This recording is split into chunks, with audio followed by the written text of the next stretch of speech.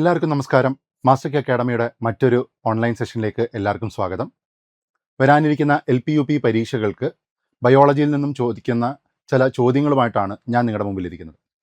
ഇത് കഴിഞ്ഞ LP-UP പരീക്ഷകളിൽ ചോദിച്ചിട്ടുള്ള മുൻകാല ചോദ്യങ്ങളാണ്. അപ്പോൾ നമുക്ക് ഓരോ ചോദ്യങ്ങളായിട്ട് പരിശോധിക്കാം. നിങ്ങളുടെ കയ്യിൽ ഒരു ബുക്ക് കരുതി വയ്ക്കുക, ഒരു പേന കരുതി വയ്ക്കുക. ഓരോ ചോദ്യങ്ങളോടൊപ്പം നിങ്ങൾ ഉത്തരങ്ങൾ എഴുതി പോവുക. അപ്പോൾ നമുക്ക് ചോദ്യങ്ങളിലേക്ക് കടക്കാം. ആദ്യത്തെ ചോദ്യമാണിത്. ന്യൂക്ലിയോടൈഡുകളുടെ ക്രമീകരണം പരിശോധിക്കുന്ന സാങ്കേതിക വിദ്യ. Option A gene mapping, X ray diffraction, DNA profiling, gene therapy. അപ്പം ന്യൂക്ലിയോടൈഡുകളുടെ ക്രമീകരണം പരിശോധിക്കുന്ന സാങ്കേതിക വിദ്യ എന്താണെന്നാണ് ചോദ്യം. ഇത് കഴിഞ്ഞ LP-UP പരീക്ഷയ്ക്ക് ചോദിച്ച ഒരു ചോദ്യമാണ്. ഓക്കെ, അപ്പോൾ എല്ലാവരും ഉത്തരം എഴുതിക്കോ. ഓക്കെ, അപ്പോൾ നമുക്ക് ഉത്തരം നോക്കാം.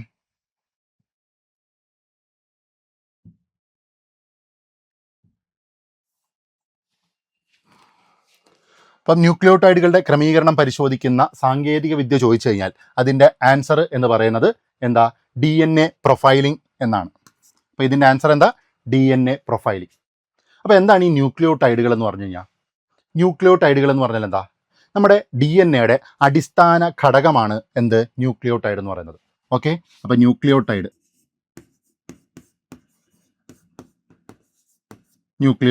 അപ്പോൾ എന്താണ് ന്യൂക്ലിയോടൈഡ് എന്ന് പറഞ്ഞു കഴിഞ്ഞാൽ DNAയുടെ അടിസ്ഥാന ഘടകം.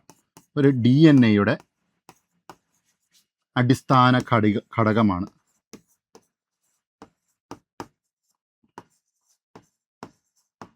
DNAയുടെ അടിസ്ഥാന ഘടകം.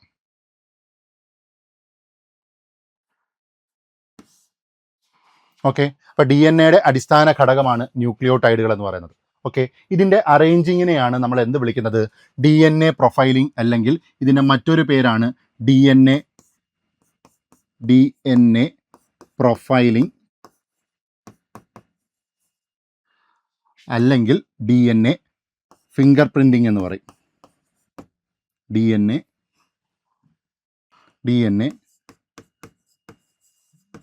ഫിംഗർ പ്രിൻറ്റിംഗ് എന്ന് പറയും. DNA finger printing. അപ്പോൾ ന്യൂക്ലിയോടൈഡ് എന്താണെന്ന് വെച്ച് കഴിഞ്ഞാൽ DNAയുടെ അടിസ്ഥാന ഘടകമാണ് ന്യൂക്ലിയോടൈഡ് എന്ന് പറയുന്നത്. അതിൻ്റെ അറേഞ്ചിങ്ങിനെ വിളിക്കുന്ന പേരാണെന്ത്? DNA പ്രൊഫൈലിംഗ്, അല്ലെങ്കിൽ DNA ഫിംഗർ പ്രിൻറ്റിംഗ് എന്ന് പറയുന്നത്. ഓക്കെ, നമ്മൾ ന്യൂക്ലിയോടൈഡിൻ്റെ സ്ട്രക്ചർ നോക്കിക്കഴിഞ്ഞാൽ അതിനകത്ത് ന്യൂക്ലിയോടൈഡിൻ്റെ സ്ട്രക്ചർ എടുത്തു കഴിഞ്ഞാൽ അതിനകത്ത് ഒരു പെൻറ്റോ ഷുഗർ കാണും. പിന്നീട് ഒരു ഫോസ്ഫേറ്റ് ഷുഗർ കാണും, ഫോസ്ഫേറ്റ് ഗ്രൂപ്പ് കാണും.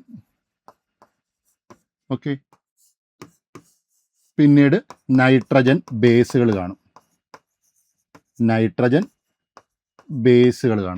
ഓക്കെ, അപ്പോൾ എക്സാമിന് ചോദിച്ചിട്ടുണ്ട് താഴെ കൊടുത്തിരിക്കുന്നവയിൽ DNAയുടെ നൈട്രജൻ ബേസുകളിൽ പെടാത്തത് ഏത്?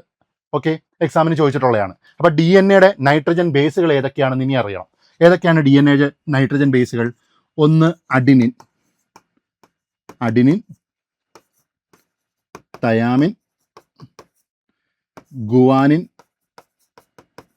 സൈറ്റോസിൻ. ഓക്കെ, അപ്പോൾ ഏതൊക്കെയാ നൈട്രജൻ ബേസുകൾ? Adenine, thymine, guanine, cytosine. Okay, അപ്പോൾ എക്സാമിന് ചോദിച്ച ചോദ്യം മനസ്സിലായല്ലോ. ന്യൂക്ലിയോടൈഡുകളുടെ ക്രമീകരണം പരിശോധിക്കുന്ന സാങ്കേതിക വിദ്യയാണ് എന്ത് വിളിക്കുന്നത്? DNA പ്രൊഫൈലിംഗ്, അല്ലെങ്കിൽ DNA ഫിംഗർ പ്രിൻറ്റിംഗ് എന്ന് പറയും. ഓക്കെ, എന്താണ് ന്യൂക്ലിയോടൈഡ് എന്താണെന്ന് വെച്ച് കഴിഞ്ഞാൽ DNAയുടെ അടിസ്ഥാന ഘടകമാണ് ന്യൂക്ലിയോടൈഡ് എന്ന് പറയുന്നത്.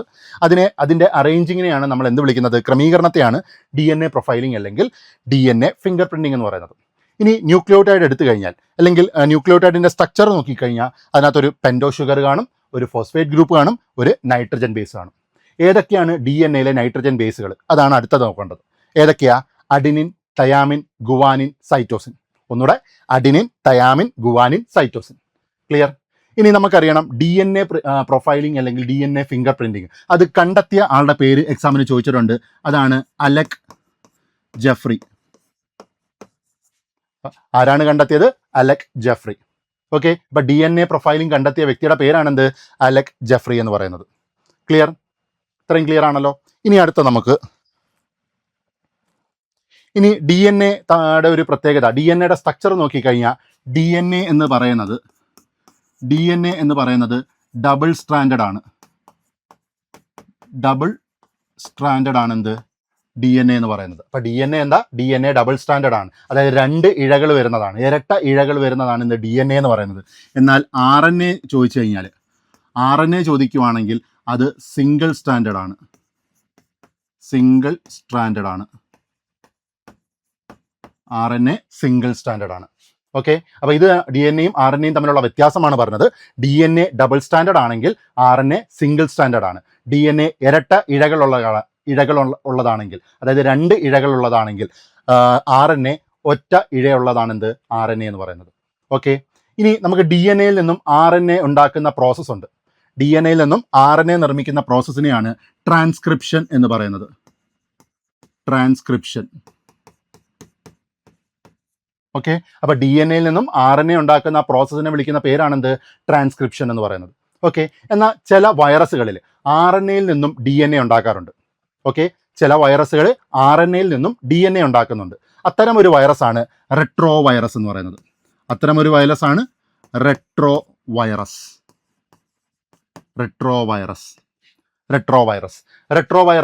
ഒരു എക്സാമ്പിൾ പറയാമോ? റെട്രോ വൈറസിന്റെ ഒരു എക്സാമ്പിൾ നിങ്ങളൊന്ന് പറഞ്ഞേ. റെട്രോ വൈറസിന്റെ ഒരു എക്സാമ്പിൾ ആണ് HIV.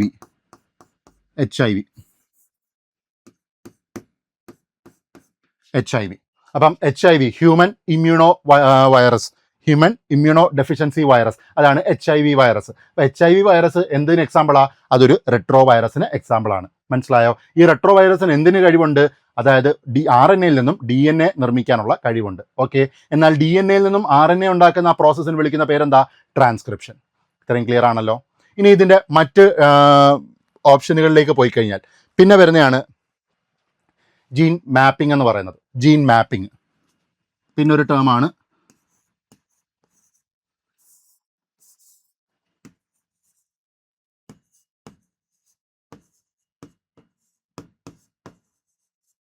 Gene mapping. എന്താ മാപ്പിങ്ങിൻ്റെ അർത്ഥം? മാപ്പ് എന്തിനു വേണ്ടിയിട്ട് നമ്മൾ ഉപയോഗിക്കുന്നത്?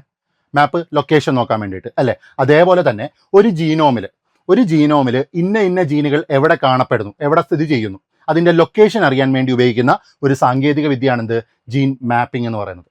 ഓക്കെ, അപ്പോൾ ഒരു ജീനോമിനകത്ത് ഇന്ന ജീൻ എവിടെ കാണപ്പെടുന്നു അത് അറിയുന്ന, അതിൻ്റെ ലൊക്കേഷൻ അറിയുന്ന ഒരു സാങ്കേതിക വിദ്യയാണെന്ത് ജീൻ മാപ്പിംഗ് എന്ന് പറയുന്നത്. ഓക്കെ, ക്ലിയർ ആണല്ലോ.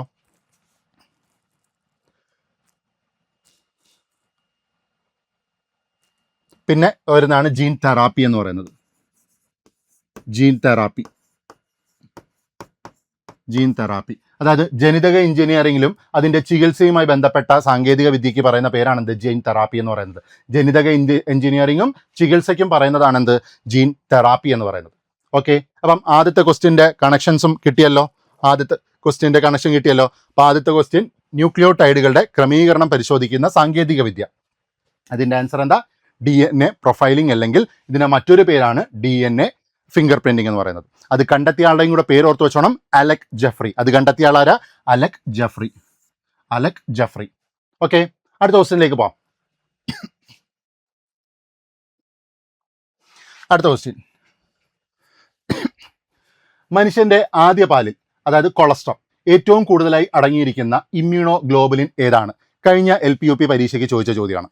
അപ്പം മനുഷ്യന്റെ ആദ്യ പാലിൽ, അതായത് കൊളസ്ട്രോൾ, ഏറ്റവും കൂടുതലായി അടങ്ങിയിരിക്കുന്ന ഇമ്മ്യൂണോ ഗ്ലോബുലിൻ ഏതാണ്? Options IgA, IgG, IgM, IgE. Question clear ആണല്ലോ. നമുക്ക് നോക്കാം. മനുഷ്യന്റെ ആദ്യ പാലിൽ കൊളസ്ട്രോൾ, അതായത് കൊളസ്ട്രം എന്താണെന്ന് മനസ്സിലായോ? കൊളസ്ട്രം എന്ന് പറഞ്ഞു കഴിഞ്ഞാൽ പ്രസവശേഷം ഉണ്ടാകുന്ന ആദ്യത്തെ മുലപ്പാലിനെയാണ് നമ്മൾ കൊളസ്ട്രം എന്ന് വിളിക്കുന്നത്. ഓക്കെ, ഒരു ഇളം മഞ്ഞ നിറത്തിൽ വരുന്ന ആ പാലിനെയാണ് നമ്മൾ കൊളസ്ട്രം എന്ന് വിളിക്കുന്നത്. ഈ കൊളസ്ട്രത്തിൽ ഉണ്ടാകുന്ന ആൻറ്റിബോഡി ഏതെന്നാണ് ചോദിച്ചിരിക്കുന്നത്. ഓക്കെ, അപ്പോൾ ഇതിൻ്റെ ആൻസർ നമുക്ക് നോക്കാം. ഇതിൻ്റെ ആൻസർ IgA ആണ്. ഓക്കെ, അപ്പം മനുഷ്യൻ്റെ ആദ്യ പാലിൽ കൊളസ്ട്രത്തിൽ അടങ്ങിയ ആൻറ്റിബോഡി ഏതാണെന്ന് വെച്ച് കഴിഞ്ഞാൽ IgA ആണ്. ഓക്കെ, അപ്പോൾ നമുക്ക് ഇതിൻ്റെ കുറച്ച് കാര്യങ്ങൾ നോക്കിയാലോ. നോക്കാം. ഓക്കെ, അപ്പം ഇമ്മ്യൂണോ ഗ്ലോബുലിൻ ഏതാണെന്നാണ് ചോദിച്ചത്. അപ്പം നമുക്ക് ആദ്യമേ തുടങ്ങേണ്ടത് ഇമ്മ്യൂണോ ഗ്ലോബുലിൻ നിന്നാണ് നമുക്ക് പറഞ്ഞു തുടങ്ങേണ്ടത്. ഓക്കെ, അപ്പോൾ എന്താണ് ഇമ്മ്യൂണോ ഗ്ലോബുലിൻ?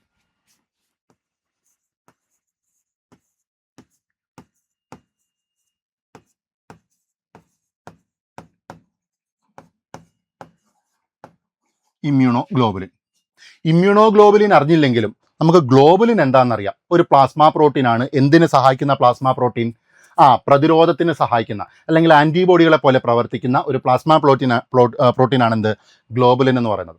ഓക്കെ, അപ്പം ഇമ്മ്യൂണോ ഗ്ലോബുലിൻ എന്താണെന്ന് ചോദിച്ചു കഴിഞ്ഞാൽ നമ്മുടെ ശരീരത്തിലെ WBC ഉണ്ടല്ലോ, ശ്വേതരക്താണുക്കൾ. 5 തരത്തിലുള്ള ശ്വേതരക്താണുക്കളുണ്ട്. Neutrophil, basophil, eosinophil, monocyte, lymphocyte. Okay, ഒന്നുകൂടെ പറയാം. Neutrophil, basophil, eosinophil, monocyte, lymphocyte. നമുക്ക് ലിംഫോസൈറ്റിലേക്ക് വരാം.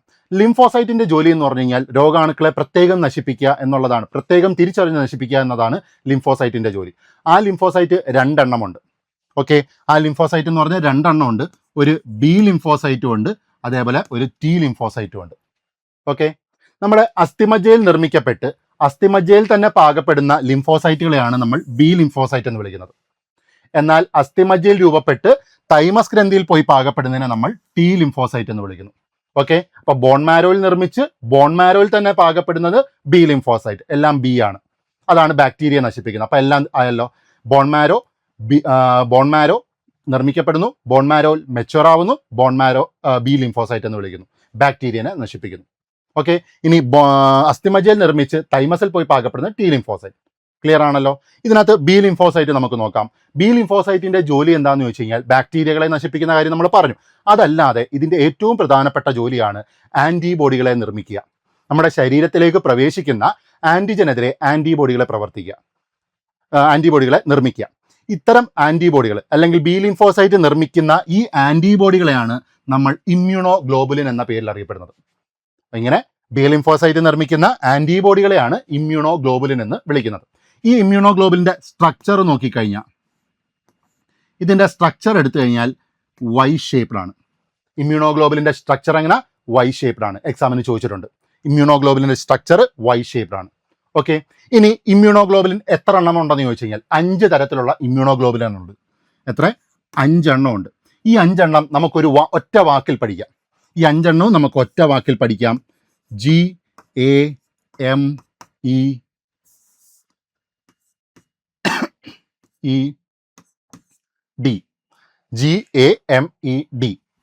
ഗെയിംഡ്. ഓക്കെ, ഇതാണ് നമ്മുടെ 5 ഇമ്മ്യൂണോ ഗ്ലോബുലിൻ. ഈ വാക്ക് പഠിക്കാൻ ബുദ്ധിമുട്ടില്ലല്ലോ. അപ്പം GAMED. ഇനി നമുക്ക് ഓരോന്ന് നോക്കാം. ഇമ്മ്യൂണോ ഗ്ലോബുലിൻ ഓരോന്ന് നമുക്ക് നോക്കാം. ആദ്യത്തത് നമ്മൾ പറഞ്ഞു GAMED. ആദ്യത്തത് IgG. ഇങ്ങനെയാണ് നമ്മൾ എഴുതുന്നത്. ഓക്കെ, IgG അമ്മയിൽ നിന്നും കുഞ്ഞിലേക്ക് പ്ലാസന്റ വഴി കടന്നു പോകുന്ന ആന്റിബോഡി. അപ്പം അമ്മയിൽ നിന്നും കുഞ്ഞിലേക്ക് എങ്ങനെ പോകുന്നു? പ്ലാസന്റ വഴി പോകുന്ന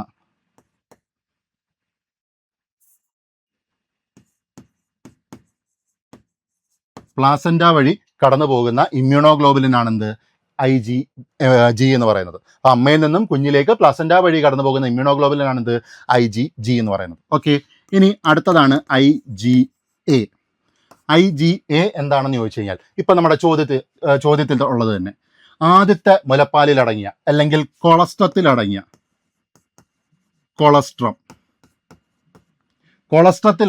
ആന്റിബോഡി ഏതാന്ന് ചോദിച്ചു കഴിഞ്ഞാൽ IgA ആണ്. ഓക്കെ, അടുത്ത മൂന്നാമത്തതാണ് IgM. നമ്മുടെ ശരീരത്തിലേക്ക് ഒരു ആന്റിജൻ പ്രവേശിച്ചാൽ അതിനെതിരായി ആദ്യം ഉൽപ്പാദിപ്പിക്കുന്ന ആന്റിബോഡി. അപ്പൊ IgM എന്താ? ആദ്യം ഉൽപ്പാദിപ്പിക്കുന്ന ആന്റിബോഡി.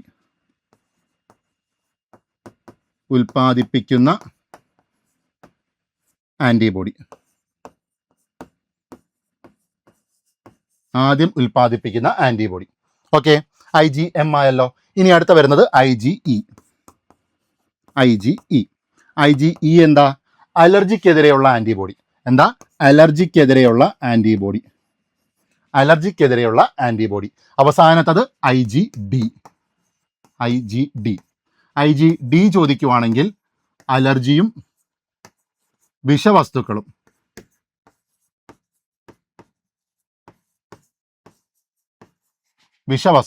അലർജിയും വിഷവസ്തുക്കൾക്കുമെതിരെയുള്ള ആന്റിബോഡിയാണ് IgD എന്ന് പറയുന്നത്.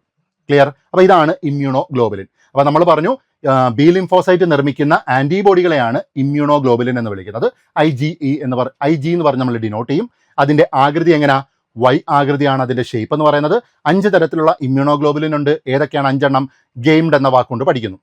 അതിൽ IgG അമ്മയിൽ നിന്നും കുഞ്ഞിലേക്ക് പ്ലസൻ്റ വഴി പോകുന്നത്, IgA കൊളസ്ട്രത്തിൽ അടങ്ങിയത്, IgM ആദ്യം ഉൽപ്പാദിപ്പിക്കുന്നത്, IgE അലർജിക്കെതിരെ, IgD അലർജിയും വിഷവസ്തുക്കൾക്കുമെതിരെ.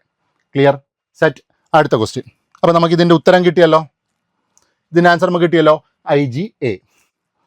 അടുത്ത ക്വസ്റ്റ്യൻ നോക്കാം. അടുത്ത ക്വസ്റ്റ്യൻ എന്താണ്ടേ? ഹരിതകണത്തിൽ സൂര്യപ്രകാശത്തെ ആഗിരണം ചെയ്യാൻ കഴിവുള്ള വർണ്ണകങ്ങൾ കാണപ്പെടുന്ന ഭാഗം. ഹരിതകണത്തിൽ സൂര്യപ്രകാശത്തെ ആഗിരണം ചെയ്യാൻ കഴിവുള്ള വർണ്ണകങ്ങൾ അടങ്ങുന്ന ഭാഗം ഏതൊക്കെയാ? ആസ്യരന്ധ്രം, ഗ്രാന, സ്ട്രോമ, കോശസ്തരം.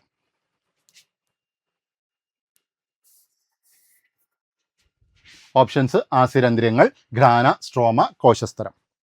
ഓക്കെ, നമുക്ക് നോക്കാം. ഹരിതകണത്തിൽ സൂര്യപ്രകാശത്തെ ആഗിരണം ചെയ്യാൻ കഴിവുള്ള വർണ്ണകങ്ങൾ കാണപ്പെടുന്ന ഭാഗം ഏതാണ് ചോദ്യം. അപ്പോൾ ഇതിൻ്റെ ആൻസർ എന്താ? ഇതിൻ്റെ ആൻസർ ഗ്രാനയാണ്. ഇതിൻ്റെ ആൻസർ എന്താ? ഗ്രാനയാണ്. ഓക്കെ, അപ്പോൾ ഇതിൻ്റെ ആൻസർ ഗ്രാനയാണ്. അപ്പോൾ നമുക്ക് ഹരിതകണവുമായിട്ട് ബന്ധപ്പെട്ട കുറച്ച് കാര്യങ്ങൾ നോക്കാം.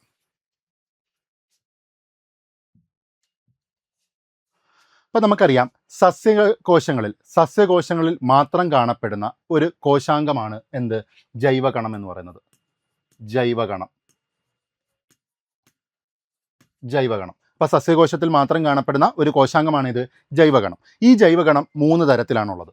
ഒന്ന് ഹരിതകണം, ആദ്യത്തേതാണ് ഹരിതകണം. രണ്ടാമത്തതാണ് ശ്വേതകണം. അടുത്തതാണ്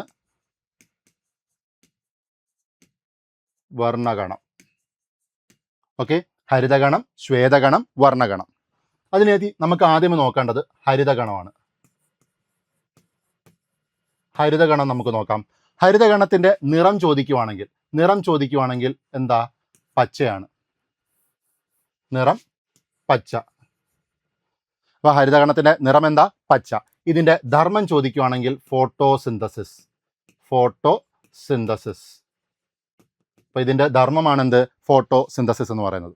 ഓക്കെ, ഇനി ഹരിതകണത്തിനകത്തെ അല്ലെങ്കിൽ ഹരിതകണത്തിൻ്റെ സ്ട്രക്ചർ നോക്കിക്കഴിഞ്ഞാൽ നമുക്ക് നോക്കാം. ഹരിതകണത്തിൻ്റെ സ്ട്രക്ചർ എടുത്തു കഴിഞ്ഞാൽ ഇങ്ങനൊരു സ്ട്രക്ചർ കാണും. അതിനകത്ത് കുറേ അടുക്ക് പോലെ ഭാഗങ്ങൾ കാണാം.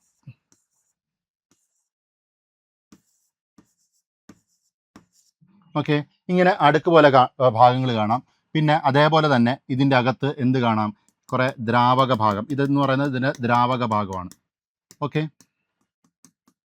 ക്ലിയർ? ഇനി നമുക്ക് എന്തൊക്കെയാണെന്ന് നോക്കാം. ഹരിതകണത്തിനകത്ത് അടങ്ങിയിട്ടുള്ള ഈ ദ്രാവക ഭാഗത്തിനെയാണ് നമ്മൾ സ്ട്രോമ എന്ന് വിളിക്കുന്നത്. അപ്പോൾ ഹരിതകണത്തിൻ്റെ ദ്രാവക ഭാഗമാണെന്ത്? സ്ട്രോമ എന്ന് പറയുന്നത്. ഹരിതകണത്തിൽ അടങ്ങിയിട്ടുള്ള നാണയങ്ങൾ അടുക്കി വെച്ചേക്കുന്ന പോലെ ഇത് ഇത്രയും കണ്ടോ? ഇത് ഇത്രയുമിനെയാണ് നമ്മൾ ഗ്രാന എന്ന് വിളിക്കുന്നത്. ഗ്രാന എന്ന് വിളിക്കുന്നത്. ഓക്കെ, അപ്പോൾ ഇതിനകത്തുള്ള ദ്രാവക ഭാഗമാണ് സ്ട്രോമ എന്ന് പറയുന്നത്. നാണയം അടുക്കി വെച്ചിരിക്കുന്ന പോലെ വെച്ചേക്കുന്നതാണ് ഗ്രാന എന്ന് പറയുന്നത്. ഈ അടുക്കി വെച്ചിരിക്കുന്നതിനകത്ത് ഒരു യൂണിറ്റ്, ഈ ഒരു യൂണിറ്റിനെ മാത്രം നമ്മൾ വിളിക്കുന്നതാണ് തൈലക്കോയിഡ് എന്ന് പറയും. തൈലക്കോയിഡ്. അപ്പം ഹരിതകണത്തിനകത്തെ ദ്രാവക ഭാഗം സ്ട്രോമ, നാണയങ്ങൾ പോലെ അടുക്കി വെച്ചേക്കുന്നത് ഗ്രാന, അതേപോലെ അതിനകത്തെ ആ നാണയങ്ങളുടെ ഒരു യൂണിറ്റിനെ വിളിക്കുന്നത് തൈലക്കോയിഡ്. ഓക്കെ, ഇനി ഈ ഗ്രാനകൾ പരസ്പരം ബന്ധിപ്പിച്ചിട്ടുണ്ട്. ആ ബന്ധിപ്പിക്കുന്നതിനെ നമ്മൾ വിളിക്കുന്ന പേരാണ് സ്ട്രോമ ലാമെല്ല.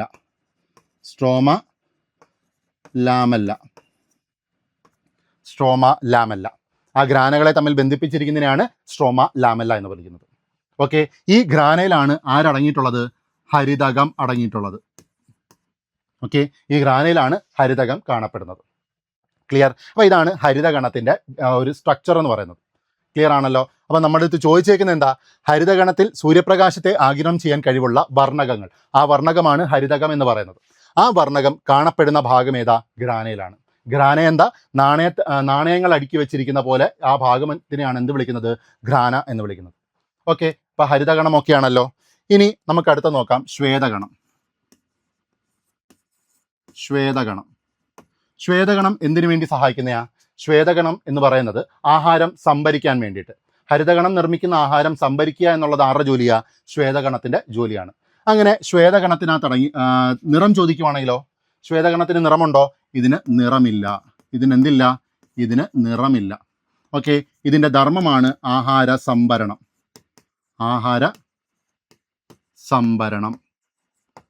ഇതിന്റെ ധർമ്മം ആഹാര സംഭരണം. ഓക്കെ, അപ്പം ശ്വേതഗണത്തിന് നിറമില്ല, ഇതിന്റെ ധർമ്മമാണ് ആഹാര സംഭരണം. ഇതിനകത്ത് അടങ്ങിയിട്ടുള്ള ചില പിഗ്മെന്റുകൾ അല്ലെങ്കിൽ ചില ഭാഗങ്ങളാണ് ഒന്ന് അമൈലോപ്ലാസ്റ്റ്. ഒന്നാമത്തേതാ അമൈലോപ്ലാസ്റ്റ്.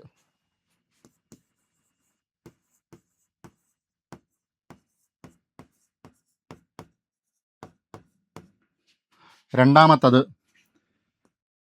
അല്യൂറോപ്ലാസ്റ്റ്.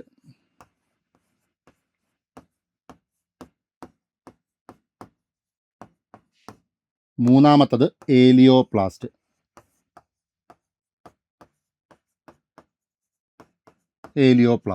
ഓക്കെ, അമൈലോപ്ലാസ്റ്റ് എന്തിനെ സംഭരിക്കാൻ വേണ്ടിയിട്ടാണ്? അന്നജം അല്ലെങ്കിൽ ഗ്ലൂക്കോസ് സംഭരിക്കുന്ന എവിടാ? അമൈലോപ്ലാസ്റ്റിലാണ്. പ്രോട്ടീൻ സംഭരിക്കുന്ന എവിടാ? അല്യൂറോപ്ലാസ്റ്റിലാണ്. ഓക്കെ, ഇനി ഏലിയോപ്ലാസ്റ്റിലാണ് എന്ത് സംഭരിക്കുന്നത്? ഫാറ്റ് അല്ലെങ്കിൽ കൊഴുപ്പിനെ സംഭരിക്കുന്നത്. ഓക്കെ, അപ്പം അമൈലോപ്ലാസ്റ്റ്, അല്യൂറോപ്ലാസ്റ്റ്, ഏലിയോപ്ലാസ്റ്റ് LP UP പരീക്ഷകൾക്ക് സ്ഥിരം ചോദിക്കാറുള്ളതാണ്. അമൈലോപ്ലാസ്റ്റ്, അല്യൂറോപ്ലാസ്റ്റ്, ഏലിയോപ്ലാസ്റ്റ്. ഓക്കെ, ഇനി അടുത്ത വന്നു കഴിഞ്ഞാൽ അടുത്തതാണ് വർണ്ണഗണം. എന്താ വർണ്ണഗണത്തിന്റെ ജോലി? ഇലകള്, പൂക്കള്, ഫലങ്ങൾക്കൊക്കെ നിറം നൽകുക എന്നുള്ളതാണ് ആരുടെ ജോലി? വർണ്ണഗണത്തിന്റെ ജോലി. ഈ വർണ്ണഗണത്തിനകത്തും അതേപോലെ തന്നെ എന്തുണ്ട്? വർണ്ണ വസ്തുക്കളുണ്ട്. അതിനെയാണ് ഒന്ന് ആന്തോസയാനിൻ എന്ന് വിളിക്കും. ആന്തോസയാനിൻ. രണ്ടാമത്തത് സാന്തോഫില്.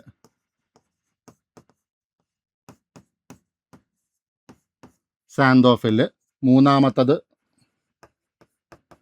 കരോട്ടിൻ. ഓക്കെ, അപ്പോൾ ആന്തോസയാനിൻ, സാന്തോഫില്, കരോട്ടിൻ. ആന്തോസയാനിൻ ഏതൊക്കെ നിറം നൽകുന്നയാ? ചുവപ്പ്,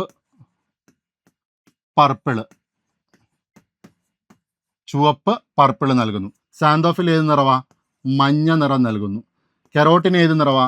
മഞ്ഞ കലർന്ന ഓറഞ്ച് നൽകുന്നു. ഓക്കെ, എന്നാൽ എക്സാമിന് LP UP എക്സാമിന് തന്നെ ചോദിച്ചിട്ടുള്ളൊരു ചോദ്യമാണ് തക്കാളിയുടെ ചുവപ്പ് നിറത്തിന് കാരണം.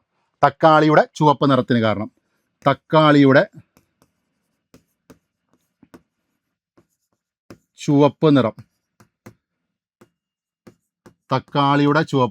അവിടെ ഫസ്റ്റ് ഓപ്ഷനിൽ കൊടുത്തിരുന്നത് ആന്തോസയാനിൻ ആണ്. എന്നാൽ ആൻസർ എന്താണെന്ന് ചോദിച്ചു കഴിഞ്ഞാൽ ലൈക്കോപ്പീൻ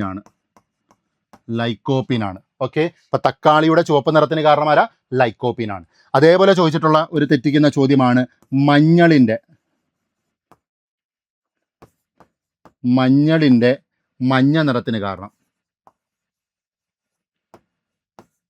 മഞ്ഞളിന്റെ മഞ്ഞ നിറം അതിന് ആരാ കാര്യം?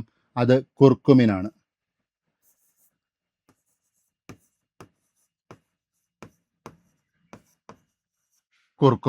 അപ്പം മഞ്ഞളിന്റെ മഞ്ഞ നിറത്തിന് കാരണം ആരാ?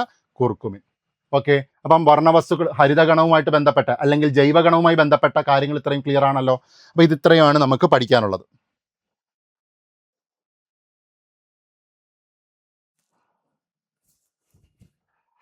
ഓക്കെ, അപ്പോൾ ഇതിൻ്റെ ആൻസർ നമുക്ക് കിട്ടി. ഹരിതഗണത്തിൽ സൂര്യപ്രകാശത്തെ ആഗിരണം ചെയ്യാൻ കഴിവുള്ള വർണ്ണകങ്ങൾ കാണപ്പെടുന്ന ഭാഗമാണ് ഗ്രാന എന്ന് പറയുന്നത്. ഓക്കെ, ആ വർണ്ണവസ്തുവാണ് ഹരിതകം. അപ്പം നമുക്ക് അടുത്ത ക്വസ്റ്റ്യനിലേക്ക് പോകാം. അടുത്ത ക്വസ്റ്റ്യൻ, ചെറുകുടലിലെ വില്ലസുകളിൽ കാണപ്പെടുന്ന ലിംഫ് ലോമികളെ ഏത് പേരിൽ അറിയപ്പെടുന്നു?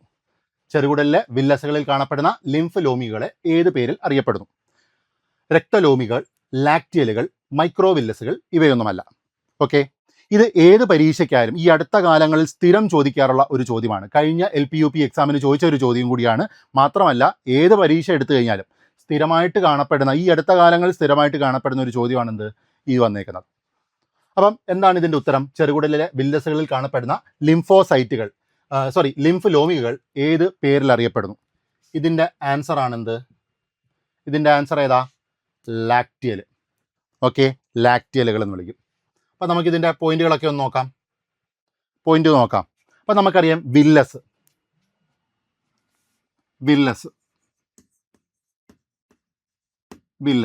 എവിടെ കാണപ്പെടുന്ന ഭാഗമാണ്? നമ്മുടെ ചെറുകുടലിൽ കാണപ്പെടുന്ന വിരൽ പോലുള്ള ഭാഗമാണെന്ത്? വില്ലസ് എന്ന് പറയുന്നത്. ചെറുകുടലിൽ കാണപ്പെടുന്ന വിരൽ പോലുള്ള ഭാഗമാണ് വില്ലസ്. എന്താണ് ഈ വില്ലസിൻ്റെ ജോലി? ആഗിരണം ചെയ്യാൻ വേണ്ടിയിട്ട്. നമുക്കറിയാം ദഹനം പൂർണ്ണമാകുന്നത് ചെറുകുടലിലെ പക്വാശയത്തിൽ വെച്ചാണ്. പിന്നീട് ഈ ദഹിച്ച ആഹാര പദാർത്ഥങ്ങൾ ഇലിയത്തിൽ ചെന്നിട്ടാണ് ഇത് ആഗിരണം ചെയ്യുന്നത്.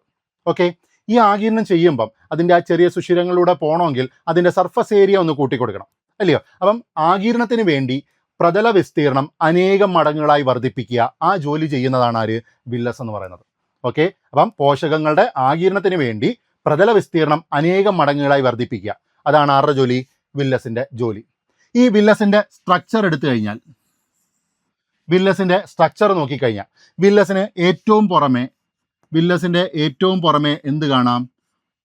ഒറ്റ നിര എപ്പിത്തീലിയൽ കോശങ്ങൾ കൊണ്ട് നിർമ്മിച്ചിരിക്കുന്ന കാണാം. ഓക്കെ, വില്ലസിൻ്റെ പുറമെ എന്താ? ഒറ്റ നിര എപ്പിത്തീലിയൽ കോശങ്ങൾ. ഒറ്റ നിര എപ്പിത്തീലിയൻ കോശങ്ങൾ. ഒറ്റ നിര എപ്പിത്തീലിയൻ കോശങ്ങൾ കൊണ്ടാണ് എന്ത് നിർമ്മിച്ചിരിക്കുന്നത്? ഈ പറഞ്ഞ വില്ലസ് നിർമ്മിച്ചിരിക്കുന്നത്. ഓക്കെ, ഇവിടെ വെച്ചിട്ടാണ് പ്രാഥമികമായിട്ട് ഇതിൻ്റെ ആഗിരണം നടക്കുന്നത്. ഇനി ഇതിൻ്റെ അകത്തോട്ട് പോയി കഴിഞ്ഞാൽ നമുക്ക് എന്ത് കാണാം? രക്തലോമികകൾ കാണാം. ഓക്കെ, ഇതിൻ്റെ അകത്ത് എന്ത് കാണാം? രക്തലോമികകൾ കാണാം. ഓക്കെ,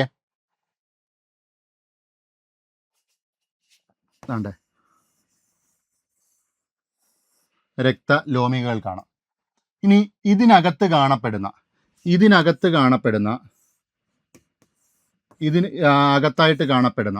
ഇതിൻ്റെ അകത്തായിട്ട് കാണപ്പെടുന്ന ഈ ലിംഫ് കുഴൽ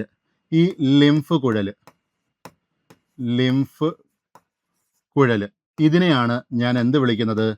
ലാക്റ്റിയൽ എന്ന് വിളിക്കുന്നത്. ഓക്കെ, അപ്പോൾ ചെറുകുടലിൽ കാണപ്പെടുന്ന ലിംഫ് കുഴലുകളെ വിളിക്കുന്ന പേരാണെന്ത്? ലാക്റ്റിയലുകൾ എന്ന് പറയുന്നത്. ഇത്രയും ക്ലിയർ ആണല്ലോ. അപ്പോൾ ഇതാണ് വില്ലസിൻ്റെ സ്ട്രക്ചർ എന്ന് പറയുന്നത്. അപ്പോൾ വില്ലസ് ഒറ്റനിര എപ്പിത്തീലിയൻ കോശങ്ങൾ കൊണ്ടാണ് നിർമ്മിച്ചിരിക്കുന്നത്. അതിനകത്ത് രക്തലോമികകളുണ്ട്. അതേപോലെ തന്നെ അതിനകത്ത് കാണപ്പെടുന്ന ഒരു ലിംഫ് കുഴലാണ് ലാക്റ്റിയൽ എന്ന് പറയുന്നത്. ഓക്കെ, നമ്മൾ ദഹനത്തിൻ്റെ കാര്യം പറഞ്ഞല്ലോ. ദഹിക്കുമ്പം നമുക്ക് അന്നജം, ദഹനശേഷം നമുക്ക് കിട്ടുന്നതാണെന്ത്?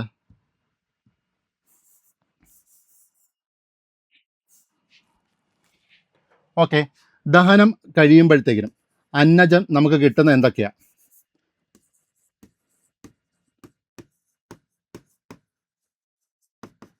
ദഹനം കഴിഞ്ഞാൽ നമുക്ക് കിട്ടുന്ന ഫൈനൽ പ്രോഡക്റ്റുകൾ ഏതൊക്കെയാണെന്ന് ചോദിച്ചു കഴിഞ്ഞാൽ, ഒന്ന് ഗ്ലൂക്കോസ് കിട്ടും, പിന്നെ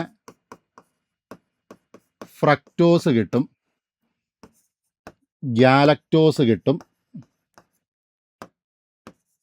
അമിനോ ആസിഡുകൾ കിട്ടും, പിന്നെ ഫാറ്റി ആസിഡ് കിട്ടും, ഗ്ലിസറോൾ കിട്ടും.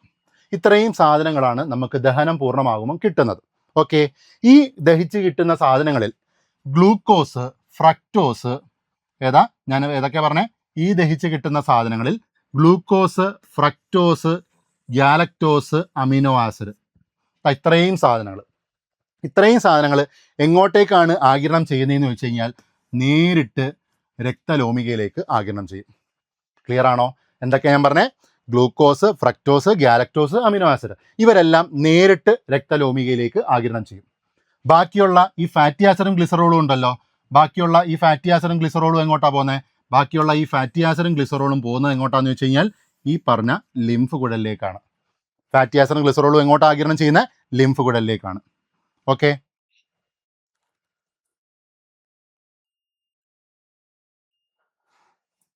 ഇങ്ങോട്ടാണ് പോകുന്നത്? ലിംഫ് കുഴലിലേക്കാണ്. ഇത്രയും കാര്യം മനസ്സിലായല്ലോ. ഇനി എന്തുകൊണ്ടാണ് ഇങ്ങനെ രണ്ട് രീതിയിൽ പോകുന്നത്?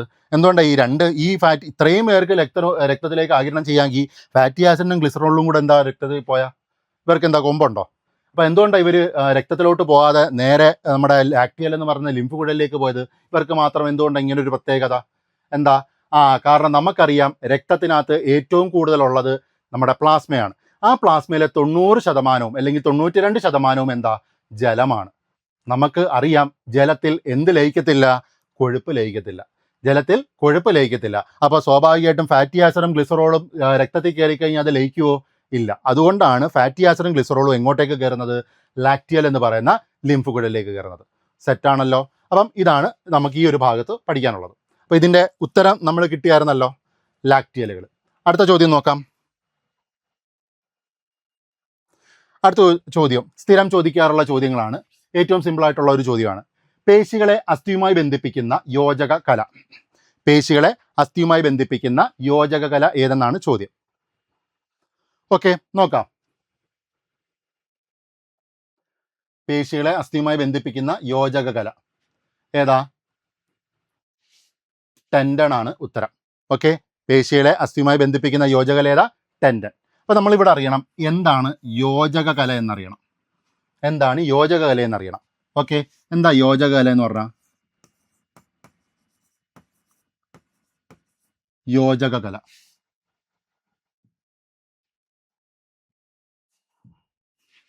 എന്താണ്? യോജക കല എന്ന് പറഞ്ഞാൽ യോജകല ആ വാക്കിൽ തന്നെ ഉണ്ട്. യോജക കല അല്ലെങ്കിൽ കണക്റ്റീവ് ടിഷ്യൂ എന്ന് പറയും. കണക്ട് ചെയ്യുന്ന ടിഷ്യൂസ് അല്ലെങ്കിൽ യോജിപ്പിക്കുന്ന കലകൾ. നമ്മുടെ ശരീരത്തിലെ പല ഭാഗത്തെയും തമ്മിൽ യോജിപ്പിക്കുന്ന കലകളെയാണ് നമ്മൾ എന്ത് വിളിക്കുന്നത്? യോജക കല എന്ന് വിളിക്കുന്നത്. ഓക്കെ, അതിന് ഒരുപാട് ഉദാഹരണങ്ങളുണ്ട്. ഉദാഹരണത്തിന് അസ്ഥി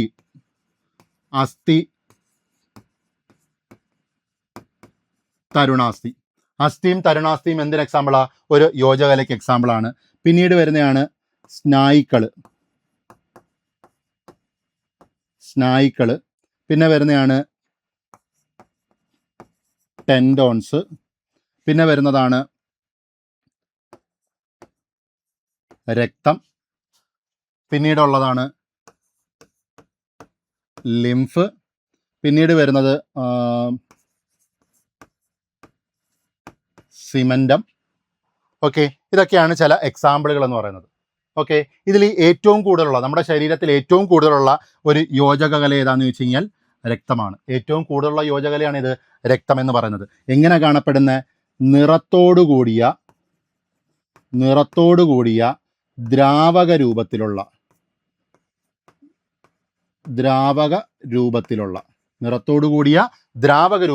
യോജകലയാണ് എന്ത്? രക്തം. എന്നാൽ നിറമില്ലാത്ത ദ്രാവക രൂപമുണ്ട്. ഏതാ? നിറമില്ലാത്ത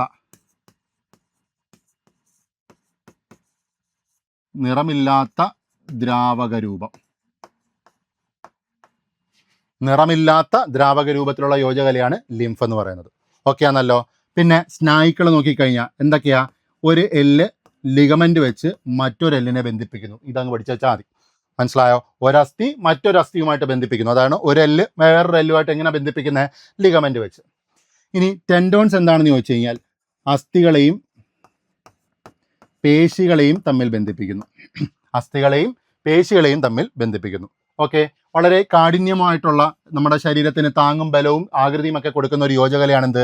അസ്ഥികൾ എന്ന് പറയുന്നത്. സംരക്ഷണം കൊടുക്കുന്നതാണ് അസ്ഥികൾ എന്ന് പറയുന്നത്. തരുണാസ്ഥികളും അതേപോലെ തന്നെയാണ്. നമ്മുടെ അസ്ഥികൾക്കിടയിലുള്ള ഘർഷണം കുറയ്ക്കുക, നട്ടലിനിടയിൽ ഘർഷണം കുറയ്ക്കുക, അതിനൊക്കെ സഹായിക്കുന്ന അല്ലെങ്കിൽ താങ്ങ് കൊടുക്കുന്ന, ബലം കൊടുക്കുന്ന, ബന്ധിപ്പിക്കുന്ന യോജകലകളാണ് എന്ത്?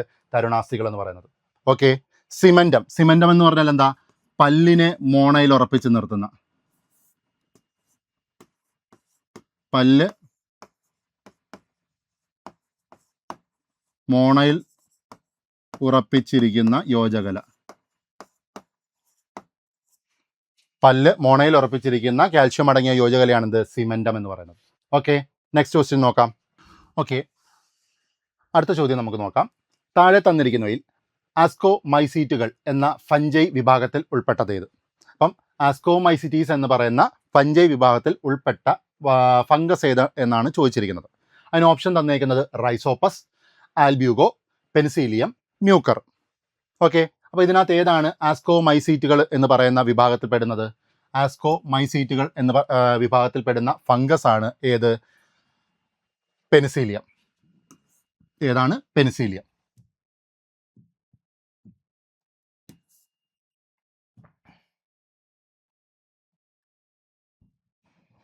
പെനിസിലിയം. ഓക്കെ, അപ്പം താഴെ തന്നിരിക്കുന്നതിൽ ആസ്കോമൈസീറ്റുകൾ എന്ന ഫംഗൈ വിഭാഗത്തിൽ ഉൾപ്പെടുന്ന ഫംഗസ് ആണ് ഏത്? പെനിസിലിയം എന്ന് പറയുന്നത്. ക്ലിയർ ആണല്ലോ? ഇതിനകത്ത് പെനിസിലിയം കൂടാതെ ഈസ്റ്റും, പെനിസിലിയം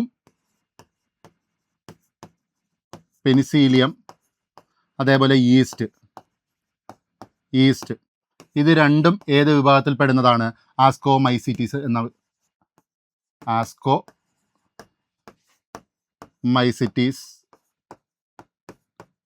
എന്ന വിഭാഗത്തിൽപ്പെടുന്ന ഫംഗസ് ആണ്. ഓക്കെ, പെനിസിലിയവും ഈസ്റ്റും എന്ന് പറയുന്നത്. അതേപോലെ തന്നെ റൈസോപ്പസ്, ഇവിടെ അടങ്ങിയിട്ടുള്ളത് അടുത്ത ഒരെണ്ണമാണ് റൈസോപ്പസ്. അതായത് ബ്രെഡിൻ്റെ പൂപ്പലിനൊക്കെ കാരണമായിട്ടുള്ള, ബ്രെഡ് മോൾഡിന് കാരണമായിട്ടുള്ള ഒരു ഫംഗസ് ആണ് ഇത് റൈസോപ്പസ് എന്ന് പറയുന്നത്. ഈ റൈസോപ്പസ് ഏത് വിഭാഗത്തിൽ പെടുന്നു എന്ന് ചോദിച്ചു കഴിഞ്ഞാൽ ഫൈക്കോമൈസിറ്റീസ് എന്ന് പറയും. റൈസോപ്പസ് ഏത് വിഭാഗത്തിലാണ് പെടുന്നത്? ഫൈക്കോമൈസിറ്റീസ്.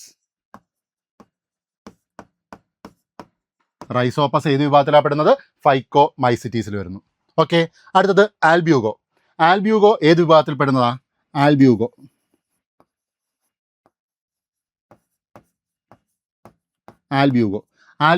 ഏത് വിഭാഗത്തിൽ പെടുന്നതാണെന്ന് വെച്ച് കഴിഞ്ഞാൽ മൈസിറ്റീസ്. ഓക്കെ, അപ്പോൾ ആൽബ്യൂഗോ ഏതാ?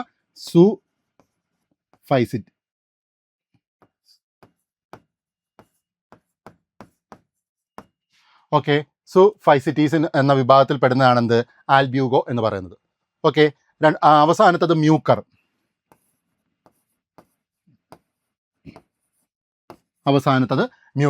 മ്യൂക്കർ ഏത് വിഭാഗത്തിൽ പെടുന്നതാ?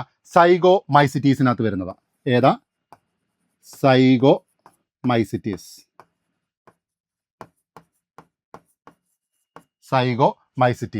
ഓക്കെ, അപ്പം റൈസോപ്പസ് ഏത് വിഭാഗത്തിൽ പെടുന്നതാണ്? ഫൈക്കോമൈസിറ്റീസ്. ആൽബ്യൂഗോ ഏത് വിഭാഗത്തിൽ പെടുന്നതാണ്? ഫൈസിറ്റീസ്. അതേപോലെ മ്യൂക്കർ ഏത് വിഭാഗത്തിൽ പെടുന്നതാണ്? സൈക്കോമൈസിറ്റീസ്. ഓക്കെ, അതേപോലെ തന്നെ ദാണ്ട ഇവിടെ ചോദ്യം ചോദിച്ചേക്കുന്നത് എന്തുവാ? പെനിസിലിയം ഏത് വിഭാഗത്തിൽ പെടുന്നതാണ്? ആസ്കോമൈസിറ്റീസിനകത്ത് വരുന്നതാണ്. ഓക്കെ, അതേപോലെ പെനിസിലിയം മാത്രമല്ല, പെനിസിലിയവും ഈസ്റ്റും ഏതിനകത്ത് വരുന്നതാണ്? ആസ്കോമൈസിറ്റീസിനകത്ത് വരുന്നതാണ്. ക്ലിയർ? നമുക്കറിയാം പെൻസിലിൻ അറിയാമല്ലോ.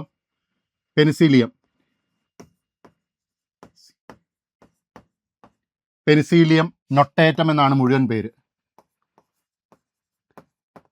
പെനിസിലിയം നൊട്ടേറ്റം എന്നാണ് ഇതിൻ്റെ മുഴുവൻ പേരെന്ന് പറയുന്നത്. പെനിസിലിയം നൊട്ടേറ്റം എന്ന് പറഞ്ഞാൽ എന്താ? അതായത് 1928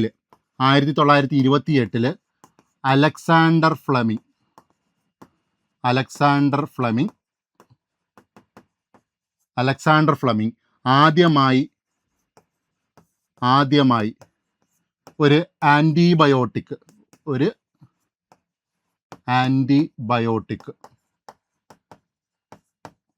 വേർതിരിച്ചു.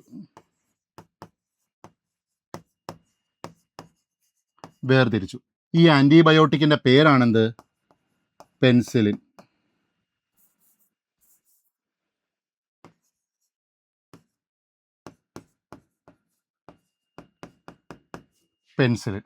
ഓക്കെ, അപ്പോൾ പെൻസിലിയം നൊട്ടേറ്റം എന്ന് പറയുന്ന ഒരു ഫംഗസിൽ നിന്നാണ് 1928 അലക്സാണ്ടർ ഫ്ലെമിംഗ് ആദ്യമായിട്ട് എന്ത് വേർതിരിച്ചെടുക്കുന്നത്? ആൻറ്റിബയോട്ടിക് അറിയാമല്ലോ, ബാക്ടീരിയൽ ഡിസീസിനെതിരെ കൊടുക്കുന്ന മരുന്നാണെന്ത്? ആൻറ്റിബയോട്ടിക്കുകൾ എന്ന് പറയുന്നത്. അപ്പോൾ ആദ്യമായി വേർതിരിച്ചിരുന്ന ഒരു ആൻറ്റിബയോട്ടിക്കാണ് ഇത് പെൻസിലിൻ എന്ന് പറയുന്നത്. അപ്പോൾ പെൻസിലിൻ കണ്ടെത്തിയതാര? Alexander Fleming. വർഷം ചോദിച്ചിട്ടുണ്ട് 1928. അപ്പോൾ അത് ഏത് ഫംഗസിൽ നിന്നാണ്? പെൻസിലിയം നൊട്ടേറ്റം എന്ന് പറയുന്ന ഫംഗസിൽ നിന്നാണ്. ഈ ഫംഗസ് ഉൾപ്പെടുന്ന വിഭാഗമാണെന്ത്? ആസ്കോമൈസീറ്റുകൾ എന്ന് പറയുന്നത്. ഓക്കെ, ആസ്കോമൈസിറ്റീസ് എന്ന് പറയുന്നത്. ക്ലിയർ ആണല്ലോ? ഇത്രയും ക്ലിയർ ആണേ. അടുത്ത ചോദ്യം നോക്കാം. ഓക്കെ, അടുത്ത ചോദ്യം നമുക്ക് നോക്കാം. ഒരു ജീനിൻ്റെ ഒന്നിലധികം പ്രഭാവം അതിനെ വിളിക്കുന്നത് എന്ത് എന്നാണ് ഉദ്ദേശിക്കുന്നത്? ഓപ്ഷൻ കൊടുത്തിട്ടുണ്ട്. ഉൽപരിവർത്തനം അല്ലെങ്കിൽ മ്യൂട്ടേഷൻ, പ്ലിയോട്രോപ്പിസം, പുനഃസംയോജനം അല്ലെങ്കിൽ റീകോമ്പിനേഷൻ, ഓപ്ഷൻ ഡി അറ്റാവിസം. ഓക്കെ, അപ്പോൾ ചോദ്യം എന്താ? ഒരു ജീനിൻ്റെ ഒന്നിലധികം പ്രഭാവം കാണിക്കുന്ന സ്വഭാവത്തിനെ നമ്മൾ വിളിക്കുന്ന പേരെന്ത്? അപ്പോൾ ഇതിൻ്റെ ആൻസർ എന്താ?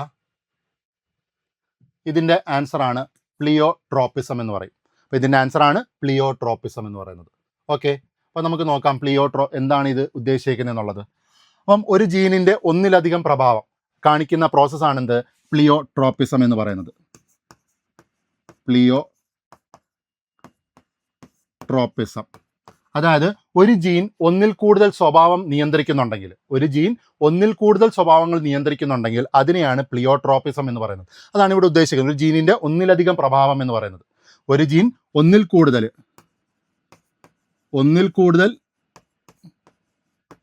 സ്വഭാവം കാണിക്കുകയാണെങ്കിൽ അതിനെയാണ് നമ്മൾ പ്ലിയോട്രോപ്പിസം എന്ന് പറയുന്നത്. ഓക്കെ, ഇനി ഇതിനകത്ത് ഉപയോഗിക്കുന്ന വേറൊരു വാക്കാണ് ഉൽപരിവർത്തനം.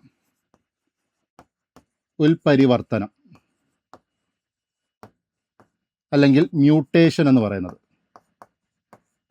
ഉൽപരിവർത്തനം അല്ലെങ്കിൽ മ്യൂട്ടേഷൻ എന്ന് പറയുന്നത്. ഓക്കെ, പെട്ടെന്നുണ്ടാകുന്ന മാറ്റങ്ങൾ അല്ലെങ്കിൽ അടുത്ത തലമുറയ്ക്ക് കൈമാറ്റം ചെയ്യുന്ന മാറ്റങ്ങൾ, അതിനെയാണ് നമ്മൾ മ്യൂട്ടേഷൻ എന്ന് പറയുന്നത്, അല്ലെങ്കിൽ ഉൽപരിവർത്തനം എന്ന് പറയുന്നത്.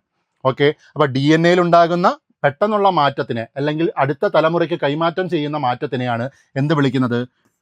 ഉൽപരിവർത്തനം എന്ന് പറയുന്നത്. ക്ലിയർ ആണല്ലോ.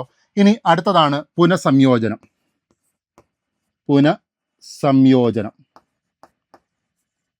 പുനഃസംയോജനം എന്താണെന്ന് ചോദിച്ചു കഴിഞ്ഞാൽ അച്ഛൻ്റെയും അമ്മയുടെയും സ്വഭാവം കൂടിക്കലർന്ന് പുതിയൊരു സ്വഭാവമുള്ള സന്തതികൾ ഉണ്ടാവുന്നതിനെയാണ് നമ്മൾ പുനഃസംയോജനം എന്ന് പറയുന്നത്, റീകോമ്പിനേഷൻ എന്ന് പറയുന്നത്. മനസ്സിലായോ? അച്ഛൻ്റെയും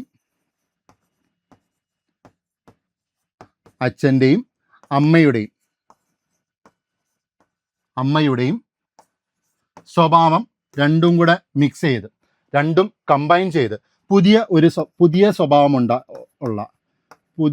സ്വഭാവമുള്ള സന്തതി ഉണ്ടാവുന്നതിന്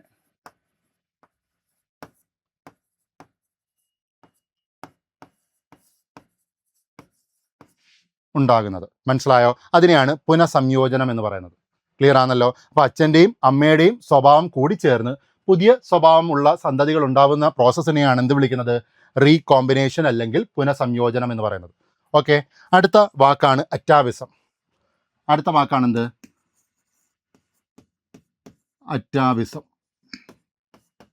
അറ്റാവിസം എന്ന് പറയുന്നത് അടുത്ത വാക്കാണ്. അറ്റാവിസം പൂർവികരിലുണ്ടായിരുന്ന, അതായത് പണ്ടുള്ള ആൾക്കാരുണ്ടല്ലോ, എവല്യൂഷനൊക്കെ മുമ്പുള്ള അത്തരത്തിലുള്ള പൂർവികരായിട്ടുള്ള മനുഷ്യർ, ആ പൂർവിക മനുഷ്യന്മാരിലെ ചില സ്വഭാവം പെട്ടെന്ന് നമ്മുടെ ശരീരത്തിലേക്ക് കയറി വരും. പൂർവികരുടെ ചില സ്വഭാവങ്ങൾ പെട്ടെന്ന് നമ്മുടെ ശരീരത്തിലേക്ക് കയറി വരും. ആ ഒരു പ്രോസസ്സിനെയാണ് നമ്മൾ അറ്റാവിസം എന്ന് പറയുന്നത്. ഓക്കെ, ഇപ്പോൾ പൂർവികരുടെ സ്വഭാവം പെട്ടെന്ന് നമ്മുടെ ശരീരത്തിലേക്ക് കയറുന്ന ആ പ്രോസസ്സിനെയാണ് അല്ലെങ്കിൽ അതിനെയാണ് നമ്മൾ എന്ത് വിളിക്കുന്നത്? അറ്റാവിസം എന്ന് വിളിക്കുന്നത്. ഓക്കെ, എന്നാൽ വേറൊരു വാക്കും കൂടെ ഞാനൊന്ന് പറയാം, വെസ്റ്റീജിയൽ അവയവം.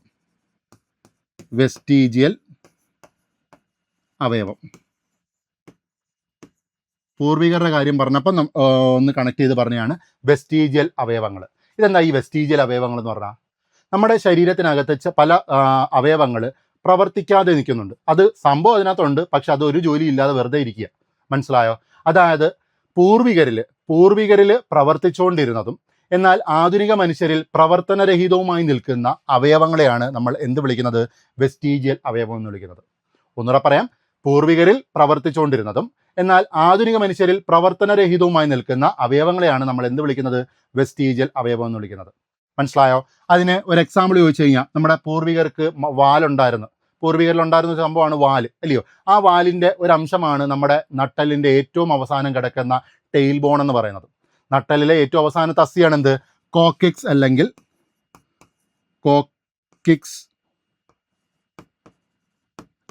ടെയിൽ ബോൺ എന്ന് പറയും.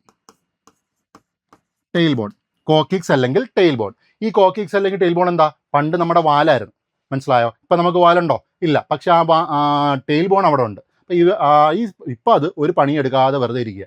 അപ്പോൾ അത്തരം അവയവങ്ങളെയാണ് വെസ്റ്റീജിയൽ അവയവം എന്ന് വിളിക്കുന്നത്. മനസ്സിലായോ? ഇത് കൂടാതെ മറ്റൊരെണ്ണമാണ് വിവേകദന്തങ്ങൾ.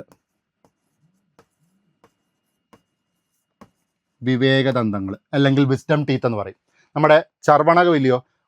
ഉളിപ്പല്ല്, കോമ്പല്ല്, അഗ്രചർവണകം, ചർവണകം. ആ ചർവണകത്തിൽ അല്ലെങ്കിൽ അവസാനം മുളയ്ക്കുന്ന 4 പല്ലാണ് വിവേകദന്തങ്ങൾ എന്ന് പറയുന്നത്. മനസ്സിലായോ? നമ്മൾ ഈ 32 പല്ല് വന്നതിന് ശേഷം പല്ല് കമ്പി ഇടാൻ പോകുമ്പം ഡോക്ടർമാർ എടുത്ത് കളയുന്നത് മിക്കപ്പോഴും ഈ 4 പല്ലുകളായിരിക്കും. എന്നിട്ട് പറയും പ്രത്യേകിച്ച് കാര്യമൊന്നുമില്ല, ജോലിയൊന്നും ഇല്ലാതെ നിൽക്കുന്ന സാധനം, അതുകൊണ്ട് പോയാലും കുഴപ്പമില്ല എന്ന് പറഞ്ഞ് നമ്മളെ ആശ്വസിപ്പിക്കാറുണ്ട്. മനസ്സിലായോ? അതാണ് വെസ്റ്റീജിയൽ അവയവം. അതൊരു വെസ്റ്റീജിയൽ അവയവമാണ്.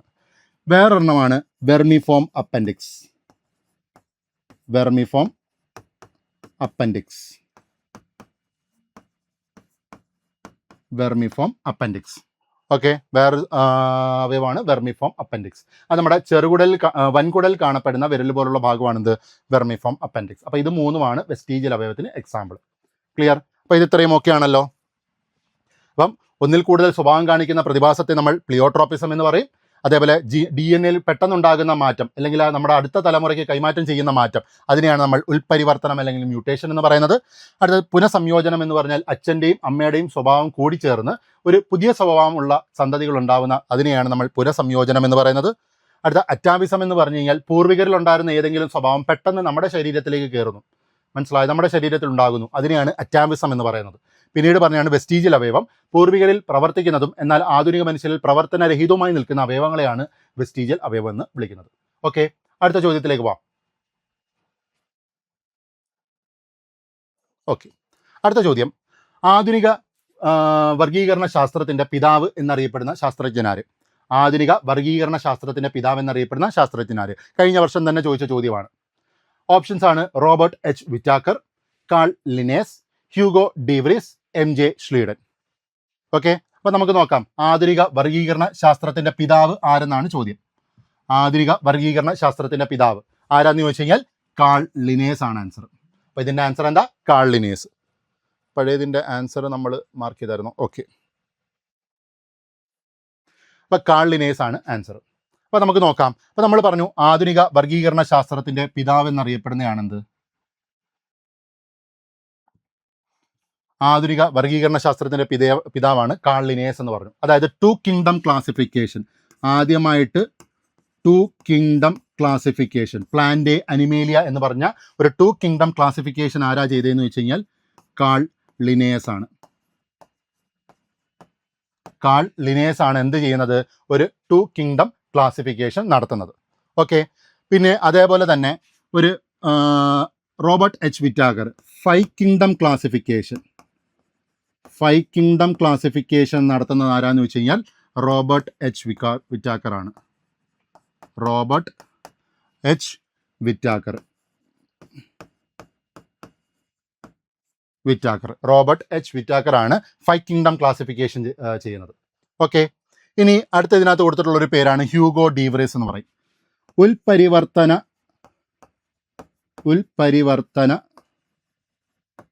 സിദ്ധാന്തം. Mutation theory.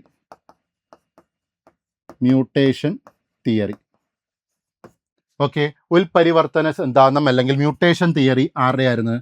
ഹ്യൂഗോ ഡീവ്രീസിൻ്റെ ആയിരുന്നു. ഹ്യൂഗോ ഡീവ്രീസിൻ്റെ ആണ് മ്യൂട്ടേഷൻ സിദ്ധാന്തം എന്ന് പറയുന്നത്, അല്ലെങ്കിൽ ഉൽപരിവർത്തന സിദ്ധാന്തം എന്ന് പറയുന്നത്. അടുത്താണ് MJ ഷ്ലീഡൻ എന്ന് പറയുന്നത്. സസ്യകോശം കണ്ടെത്തിയ വ്യക്തിയുടെ പേരാണ് MJ ഷ്ലീഡൻ. എന്ന് പറയുന്നത് സസ്യകോശം കണ്ടെത്തിയ വ്യക്തിയുടെ പേരാണ് MJ ഷ്ലീഡൻ. ഓക്കെ, അപ്പോൾ 2 കിങ്ഡം ക്ലാസിഫിക്കേഷൻ കണ്ടെത്തിയ ആധുനിക വർഗീകരണ ശാസ്ത്രത്തിന്റെ പിതാവ് എന്നറിയപ്പെടുന്ന വ്യക്തിയാണ് ആര്? കാൾ ലിനേസ് എന്ന് പറയുന്നത്. 5 കിങ്ഡം ക്ലാസിഫിക്കേഷൻ നടത്തിയത് kingdom Monera, kingdom Protista, kingdom fungi, kingdom Animalia, kingdom plant, ഇങ്ങനൊരു 5 കിങ്ഡം ക്ലാസിഫിക്കേഷൻ ആദ്യമായിട്ട് നടത്തിയത് റോബർട്ട് എച്ച് വിറ്റാക്കർ ആണ്. ഇനി മ്യൂട്ടേഷൻ തിയറി, ഉൽപരിവർത്തന സിദ്ധാന്തം, അതിന് ആവിഷ്കരിക്കുന്നത് ഹ്യൂഗോ ഡീവ്രീസ് ആണ്. അതേപോലെ തന്നെ സസ്യകോശം ആദ്യമായി കണ്ടെത്തിയത് 1838 സസ്യകോശം ആദ്യമായി കണ്ടെത്തിയത് ആരാന്ന് വെച്ച് കഴിഞ്ഞാൽ അത് MJ ഷ്ലീഡൻ ആണ്. ഓക്കെ ആണല്ലോ. ഇനി നമ്മൾ പറഞ്ഞു 2 കിങ്ഡം ക്ലാസിഫിക്കേഷൻ കണ്ടെത്തിയത് കാൾ ലിനേസ് ആണ്. അതേപോലെ 5 കിങ്ഡം ക്ലാസിഫിക്കേഷൻ കണ്ടെത്തിയത് റോബർട്ട് എച്ച് വിറ്റാക്കർ ആണ്. അങ്ങനെയാണെങ്കിൽ നിങ്ങളോട് ചോദിക്കുകയാണ് 3 kingdom classification.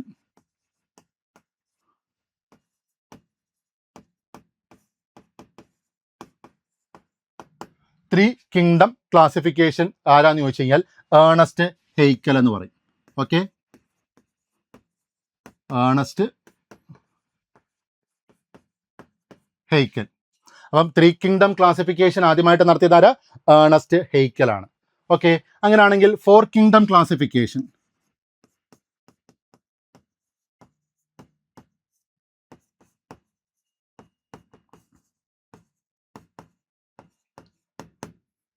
Okay 4 kingdom classification ആരാ നടത്തിയെന്ന് വെച്ച് കഴിഞ്ഞാൽ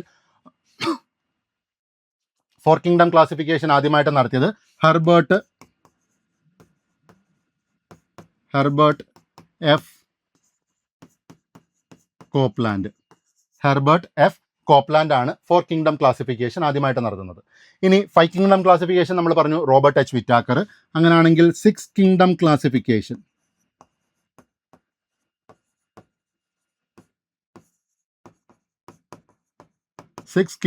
ക്ലാസിഫിക്കേഷൻ ആരാന്ന് ചോദിച്ചു കഴിഞ്ഞാൽ കാൾ വൂസ് ആണ്. ആരാ? കാൾ വൂസ് ആണ് 6 കിങ്ഡം ക്ലാസിഫിക്കേഷൻ കണ്ടെത്തിയത്. ഓക്കെ, അപ്പോൾ ഇത്രയും കാര്യം കൂടെ ഒന്ന് ഓർത്ത് വെച്ചേക്കണം. അടുത്ത ചോദ്യം, ഇതും കഴിഞ്ഞ വർഷം ചോദിച്ച ചോദ്യമാണ്. ഗാമ ടോക്കോഫെറോൾ എന്നറിയപ്പെടുന്ന വിറ്റാമിൻ ഏത്? ഗാമ ടോക്കോഫെറോൾ എന്നറിയപ്പെടുന്ന വിറ്റാമിൻ ഏത് എന്നാണ് ചോദ്യം. അപ്പോൾ ഇതിനകത്ത് ഏതാണ് ഗാമ ടോക്കോഫെറോൾ എന്നറിയപ്പെടുന്ന വിറ്റാമിൻ ആണ് ഇത്? വൈറ്റമിൻ ഇ എന്ന് പറയുന്നത്. ഓക്കെ, അപ്പോൾ നമുക്ക് ബാക്കിയുള്ള വൈറ്റമിൻസിൻ്റെ ശാസ്ത്രീയ നാമം കൂടെ ഒന്ന് പെട്ടെന്ന് നോക്കാം. ബാക്കി വൈറ്റമിൻസിൻ്റെ ശാസ്ത്രീയ നാമം മാത്രം ഒന്ന് പെട്ടെന്ന് നോക്കാം.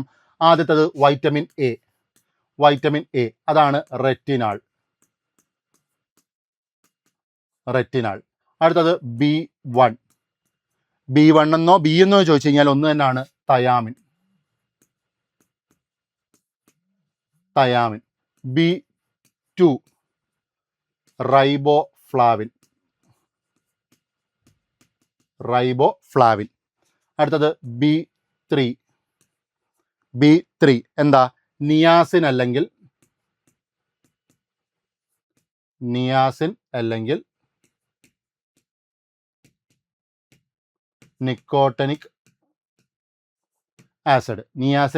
Nicotinic acid. B4 ഇല്ല, അതിനുശേഷം B5 അതാണ്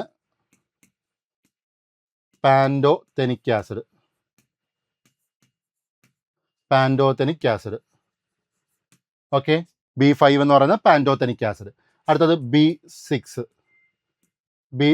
എന്താ? പെരിഡോക്സിൻ. B6 എന്ന് പറയുന്നത് പെരിഡോക്സിൻ. അടുത്തത് B7 എന്ന് പറയുന്നത് ബയോട്ടിൻ. ഓക്കെ, അപ്പോൾ വൈറ്റമിൻ എ റെറ്റിനാൾ, കണ്ണിൻ്റെ ആരോഗ്യം. B1 തയാമിൻ, നാഡീ വ്യവസ്ഥയ്ക്കൊക്കെ സഹായിക്കുന്നുണ്ട്. B2 riboflavin.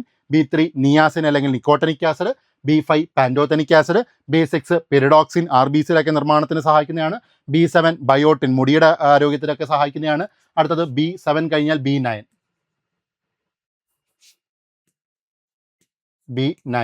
B9 ആണ് ഫോളിക് ആസിഡ്. B9 എന്ന് പറയുന്നത് ഫോളിക് ആസിഡ്. അടുത്തത് B12 എന്തുവാ? സയനോ കൊബാലുമിൻ. ഓക്കെ, B12 കഴിഞ്ഞാൽ പിന്നെ വരുന്നതാണ് വൈറ്റമിൻ സി എന്ന് പറയുന്നത് അസ്കോർബിക് ആസിഡ്.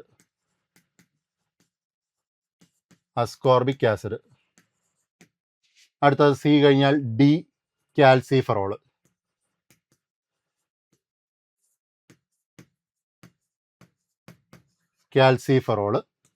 വൈറ്റമിൻ ഇ ആണ് ടോക്കോഫെറോൾ. Vitamin K ഫില്ലോക്വിനോൺ.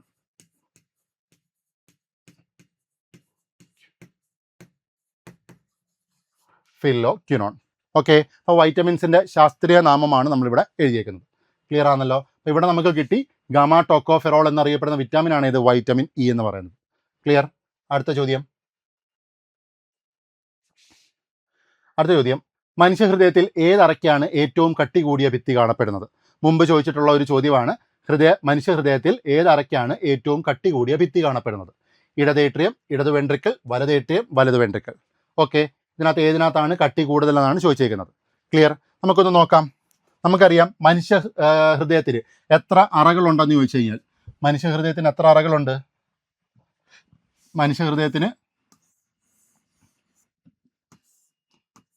4 അറകളാണുള്ളത്, അല്ലയോ? മനുഷ്യ ഹൃദയത്തിന് എത്ര അറകളുണ്ടെന്ന് വെച്ച് കഴിഞ്ഞാൽ 4 അറകളാണുള്ളത്.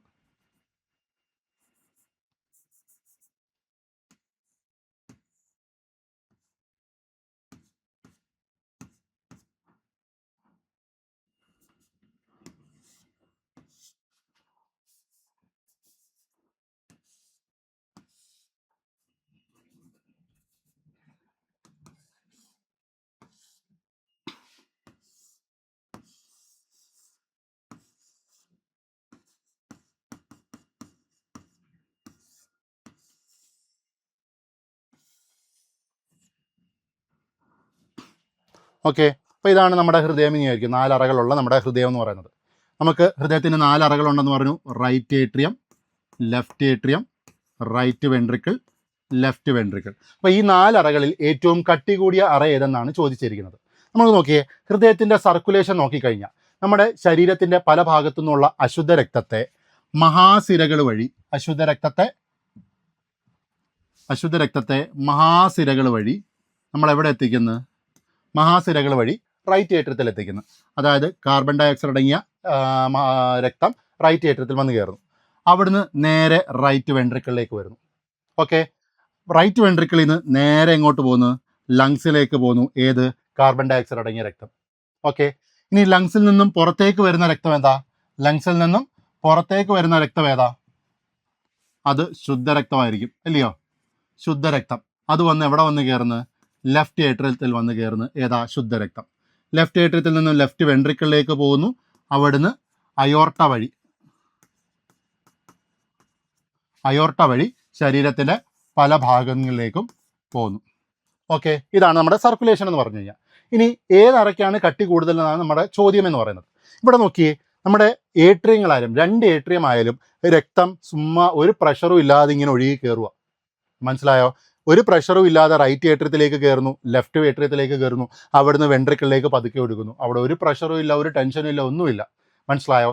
എന്നാൽ വെൻട്രിക്കിളിൽ നിന്നും പുറത്തേക്ക് രക്തം പോകണമെങ്കിൽ അവിടെ നമ്മളൊരു പ്രഷർ കൊടുക്കണം. മനസ്സിലായോ? അവിടെ നമ്മൾ എന്ത് കൊടുക്കണം? പ്രഷർ കൊടുക്കണം.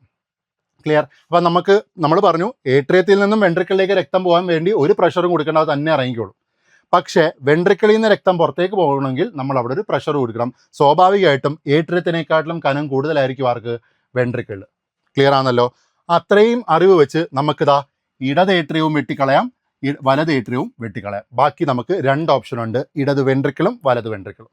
ഓക്കെ, അതിനകത്ത് ഏതെന്ന് നോക്കാം. നമുക്കറിയാം റൈറ്റ് വെൻട്രിക്കിളിൽ നിന്നായാലും ലെഫ്റ്റ് വെൻട്രിക്കിളിൽ നിന്നായാലും പുറത്തേക്ക് പോകുന്ന രക്തത്തിൻ്റെ അളവ് എന്ന് പറയുന്നത് സെയിമാണ്.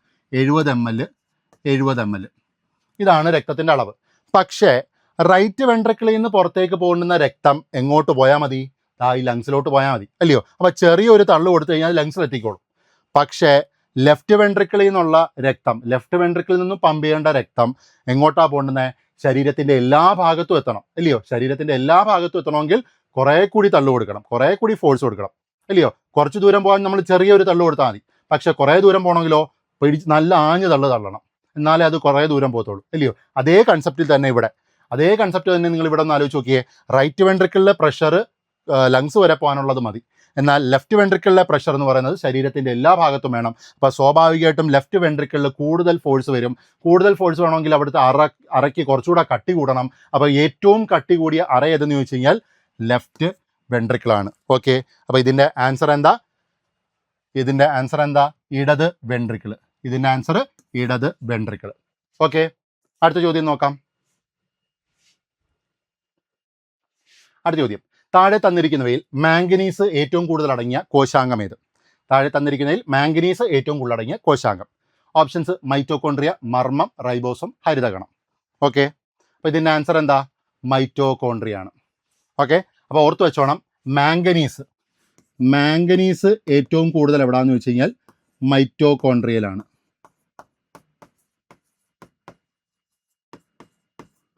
ഓക്കെ, എന്നാൽ മഗ്നീഷ്യം ഏറ്റവും കൂടുതൽ എവിടാ? ഹരിതകമാണ്. ഓക്കെ, ഈ 2 പോയിന്റുകൾ ഓർത്ത് വെച്ചോണം. മാംഗനീസ് ഏറ്റവും കൂടുതൽ മൈറ്റോകോൺട്രിയ ആണെങ്കിൽ മഗ്നീഷ്യം ഏറ്റവും കൂടുതൽ വരുന്നത് ഹരിതകണത്തിൽ. Okay, next question. Okay, syphilis രോഗത്തിന് കാരണമായ രോഗകാരി ഏത്? സിഫിലിസ് രോഗത്തിന് കാരണമായ രോഗകാരി ഏത്?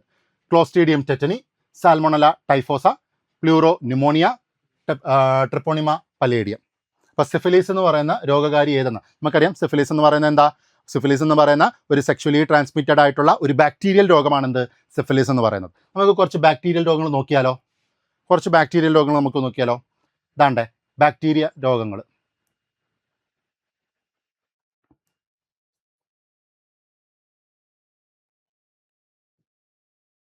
ഓക്കെ, ബാക്ടീരിയൽ രോഗങ്ങൾ ഇതാണ്, ഒരു കോഡാണ് ഞാൻ എഴുതി വെച്ചേക്കുന്നത്. നിങ്ങൾക്ക് ബാക്ടീരിയൽ രോഗങ്ങൾ പഠിക്കാൻ നമ്മൾ ഒരുപാട് കോഡുകൾ, പലർക്കും പല കോഡുകൾ അറിയായിരിക്കും. നിങ്ങളുടെ മനസ്സിലിരിക്കുന്ന കോഡിനകത്ത് ഒരു മാറ്റവും വരുത്തണ്ട, നിങ്ങൾ ആ കോഡ് തന്നെ ഫോളോ ചെയ്താൽ മതി. ഇനി അറിഞ്ഞുകൂടാത്തവർക്ക്, കോഡ് ഒന്നും കിട്ടുന്നില്ലാത്തവർക്ക് മാത്രമായിട്ട് ഞാൻ കൊടുക്കുന്ന ഒരു കോഡാണിത്. Okay, താണ്ടേ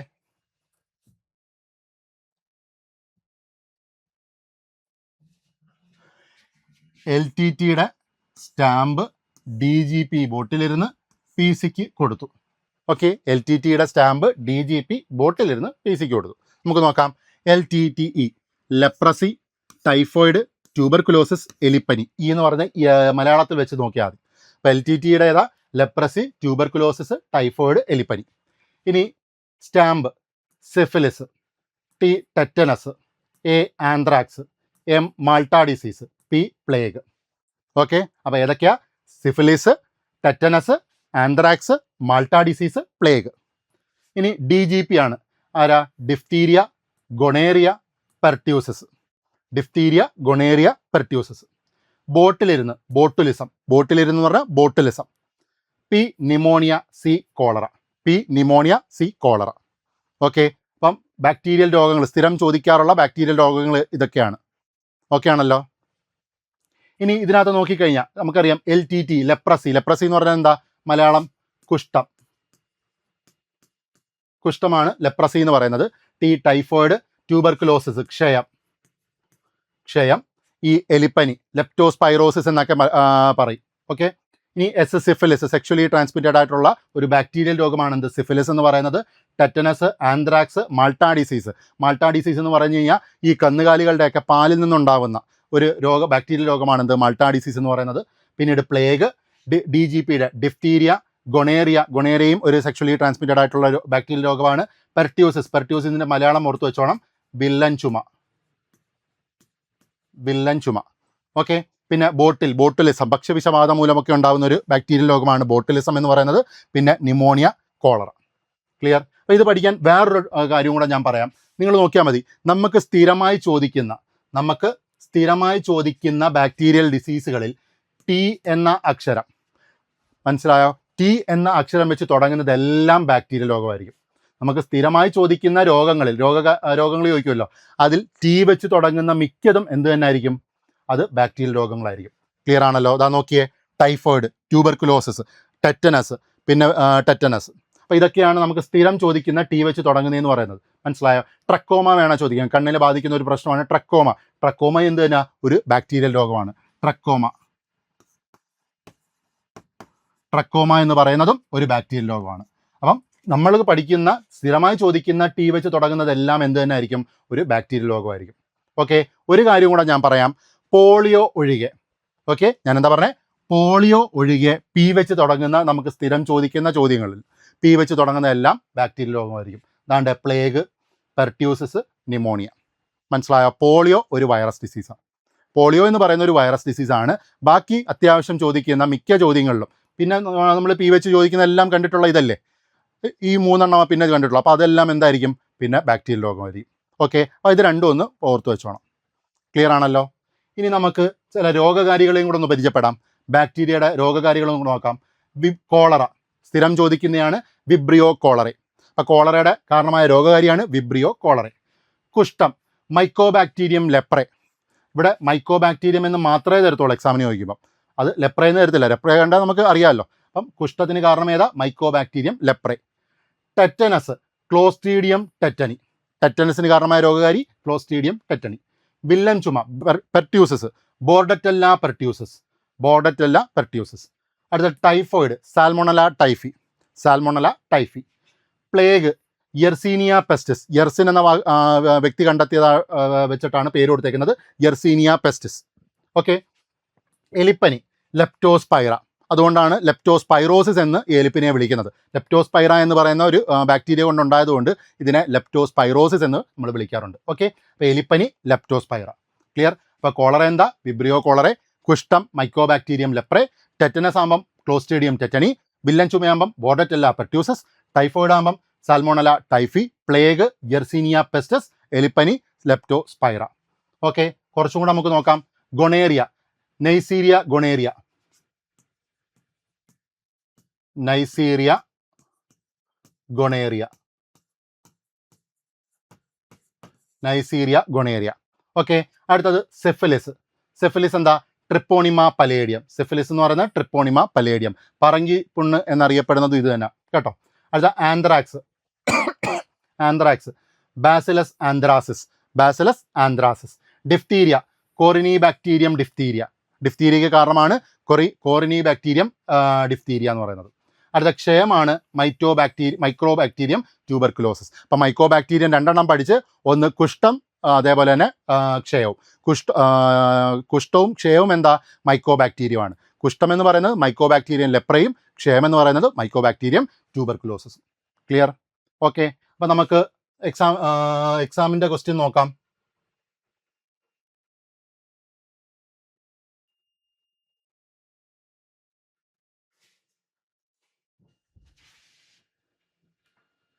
okay. അപ്പോൾ സിഫിലിസിന് രോഗത്തിന് കാരണമായ രോഗകാരിയാണ് ചോദിച്ചിരിക്കുന്നത്. അതിൻ്റെ ആൻസർ എന്താ? Treponema palladium. അതിൻ്റെ ആൻസർ ട്രിപ്പോണിമ പലേഡിയം. ഓക്കെ. അടുത്ത ചോദ്യം നോക്കാം. അടുത്തത് മത്സ്യത്തിൻ്റെ ഹൃദയത്തിലെ അറകളുടെ എണ്ണം ചോദിച്ചിട്ടുള്ള ചോദ്യമാണ്. മത്സ്യത്തിൻ്റെ ഹൃദയത്തിലെ അറകളുടെ എണ്ണം. ഓക്കെ. അപ്പം നമുക്ക് അറകളുടെ എണ്ണം ഒന്ന് നോക്കാം. സ്ഥിരം ചോദിക്കുന്നതാണ് പാറ്റ.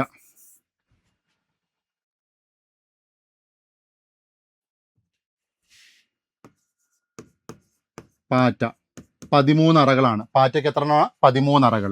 അടുത്തത് മണ്ണിര. മണ്ണിരയ്ക്ക് 5 ജോഡി പാർശ്വഹൃദയം എന്ന് പറയും. പാർശ്വഹൃദയം എന്ന് പറയും.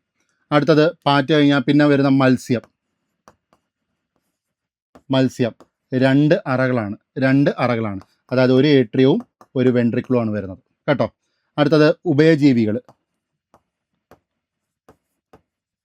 ഉഭയജീവികളിനകത്ത് എത്ര?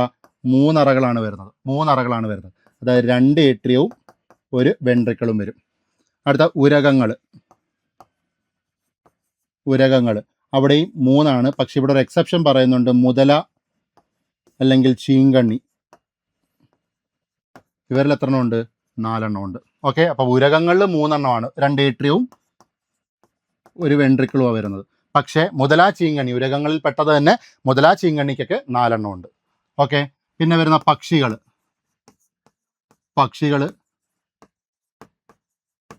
സസ്തിനികൾ, ഇവർക്കൊക്കെ 4 എണ്ണം വരുന്നുണ്ട്. ഓക്കെ. അപ്പോൾ ഇത് ചേരുംപടി ചേർക്കുക, ശരിയായ ജോഡി തിരഞ്ഞെടുക്കുക, ആ രീതിയിലൊക്കെ എക്സാമിന് ചോദിക്കും. അപ്പോൾ ഇതിൻ്റെ ആൻസർ എന്താ? മനുഷ്യത്തിലെ ഹൃദയത്തിലെ അറകളുടെ എണ്ണം 2 എണ്ണം. അടുത്ത ചോദ്യം.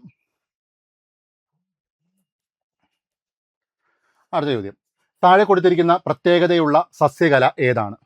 കോശഭിത്തിയുടെ മൂലകളിൽ മാത്രം കട്ടി കൂടിയ തരം കോശങ്ങൾ ചേർന്നത്. സസ്യങ്ങൾക്ക് വഴക്കവും താങ്ങും നൽകുന്നു. സജീവ സസ്യകല. പാരൻഗെയ്മ, കോളൻഗെയ്മ, സ്ക്ലീറൻഗെയ്മ, പിന്നെ ക്ലോറൻഗെയ്മ. ഇതൊക്കെയാണ് ഓപ്ഷൻസ് കൊടുത്തിരിക്കുന്നത്. അപ്പം നമുക്ക് നോക്കാം. ഇതിൻ്റെ ആൻസർ ചോദിച്ചു കഴിഞ്ഞാൽ ഇതിൻ്റെ ആൻസർ എന്താ? കോളൻഗെയ്മയാണ്. ഇതിൻ്റെ ആൻസർ എന്ന് പറഞ്ഞാൽ കോളൻഗെയ്മയാണ്. ഓക്കെ.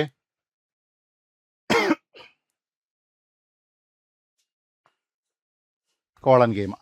അതായത് കോളൻഗെയ്മയുടെ സ്ട്രക്ചർ നോക്കിക്കഴിഞ്ഞാൽ കോളൻഗെയ്മയുടെ സ്ട്രക്ചർ എന്ന് പറഞ്ഞു കഴിഞ്ഞാൽ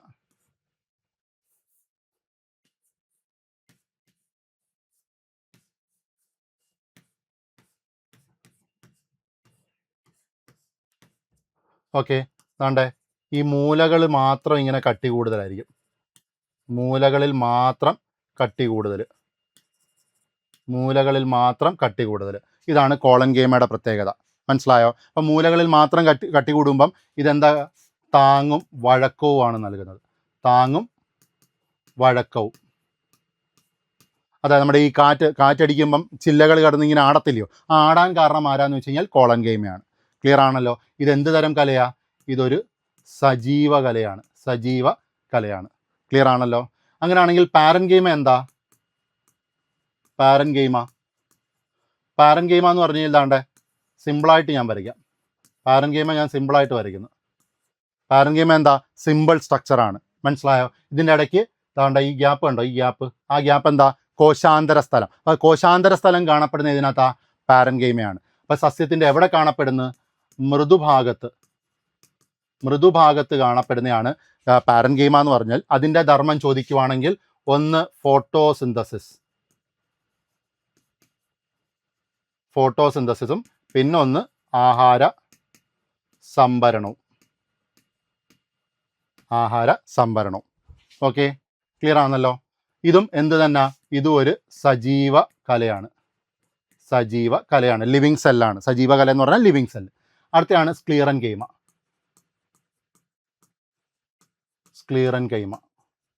ഓക്കെ, സ്ക്ലീറൻകൈമ എന്ന് പറഞ്ഞാൽ എന്താ?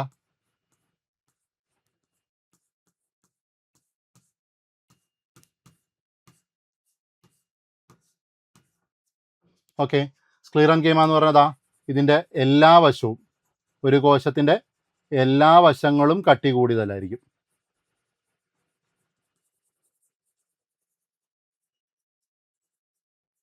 ഇതിൻ്റെ എല്ലാ വശവും ഇങ്ങനെ കട്ടി കൂടുതലായിരിക്കും.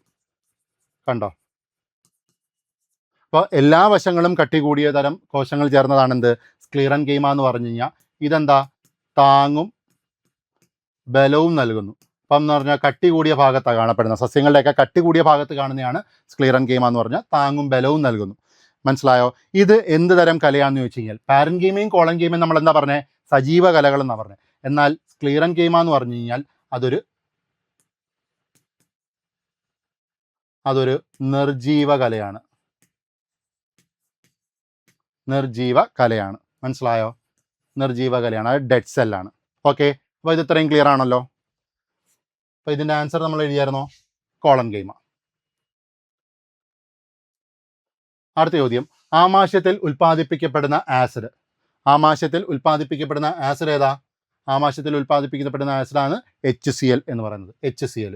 ഓക്കെ, HCl നമ്മുടെ ആമാശയത്തിലെ HClന്റെ അളവ് ഒരു ദിവസം ഉൽപ്പാദിപ്പിക്കുന്ന എത്ര? 2 ലിറ്ററാണ്. മനസ്സിലായോ?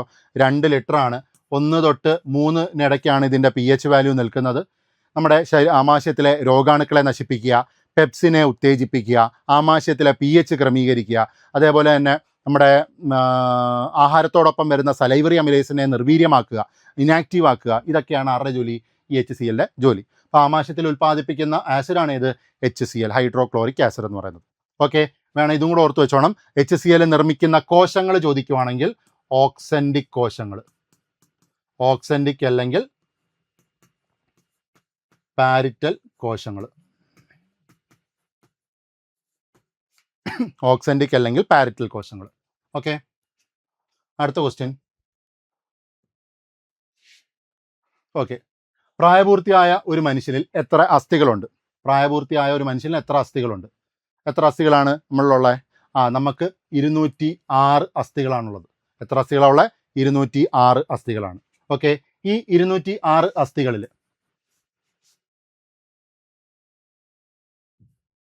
നമുക്കുള്ള 206 അസ്ഥികൾ എടുത്തു കഴിഞ്ഞാൽ ഈ 206 അസ്ഥികളെ നമ്മൾ എത്രയായിട്ട് തിരിച്ചിട്ടുണ്ട്?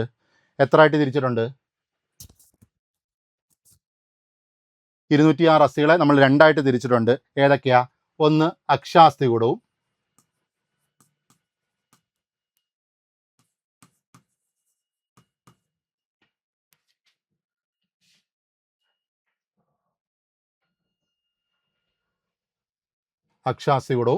അനുബന്ധാസ്ഥികൂടവും.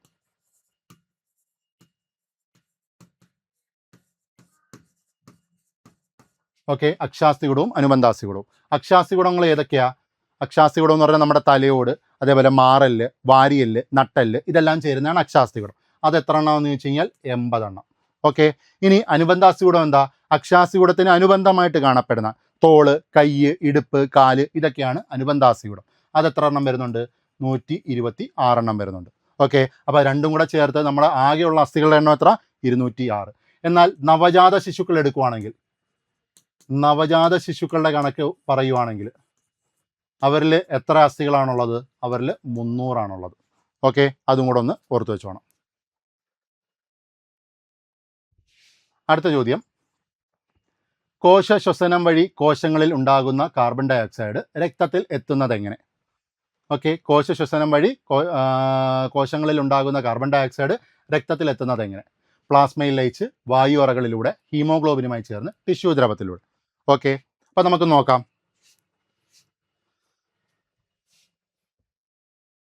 ഓക്കെ. നമ്മുടെ കോശ ശ്വസനം വഴി ഒരു കോശത്തിനകത്ത് ഉണ്ടാവുന്ന എന്തൊക്കെയാണെന്ന് വെച്ച് കഴിഞ്ഞാൽ 30 ATP, ജലം, കാർബൺ ഡൈ ഓക്സൈഡ്, ഇത്രയും സാധനമാണ് കിട്ടുന്നത്. ഇതിൽ നിന്ന് കാർബൺ ഡൈ ഓക്സൈഡ് പോകണം. ഈ കാർബൺ ഡൈ ഓക്സൈഡ് ആ കോശത്തിനോട് ചേർന്നുള്ള രക്തക്കുഴലിലേക്ക് ആ കാർബൺ ഡൈ ഓക്സൈഡ് പോകുന്നു. നമ്മുടെ സിമ്പിൾ ഡിഫ്യൂഷൻ വഴി ഗാഢത കൂടിയ കോശത്തിൽ നിന്നും ഗാഢത കുറഞ്ഞ രക്തക്കുഴലിലേക്ക് സിമ്പിൾ ഡിഫ്യൂഷൻ വഴി ഈ കാർബൺ ഡൈ ഓക്സൈഡ് പോകുന്നു. മനസ്സിലായോ? പോയിട്ട് ഇത് രക്തത്തിലൂടെ സഞ്ചരിച്ച് പിന്നീട് ആണ് എങ്ങോട്ടേക്ക് കയറുന്നത്? വായു അറകളിലേക്ക് കയറുന്നത്.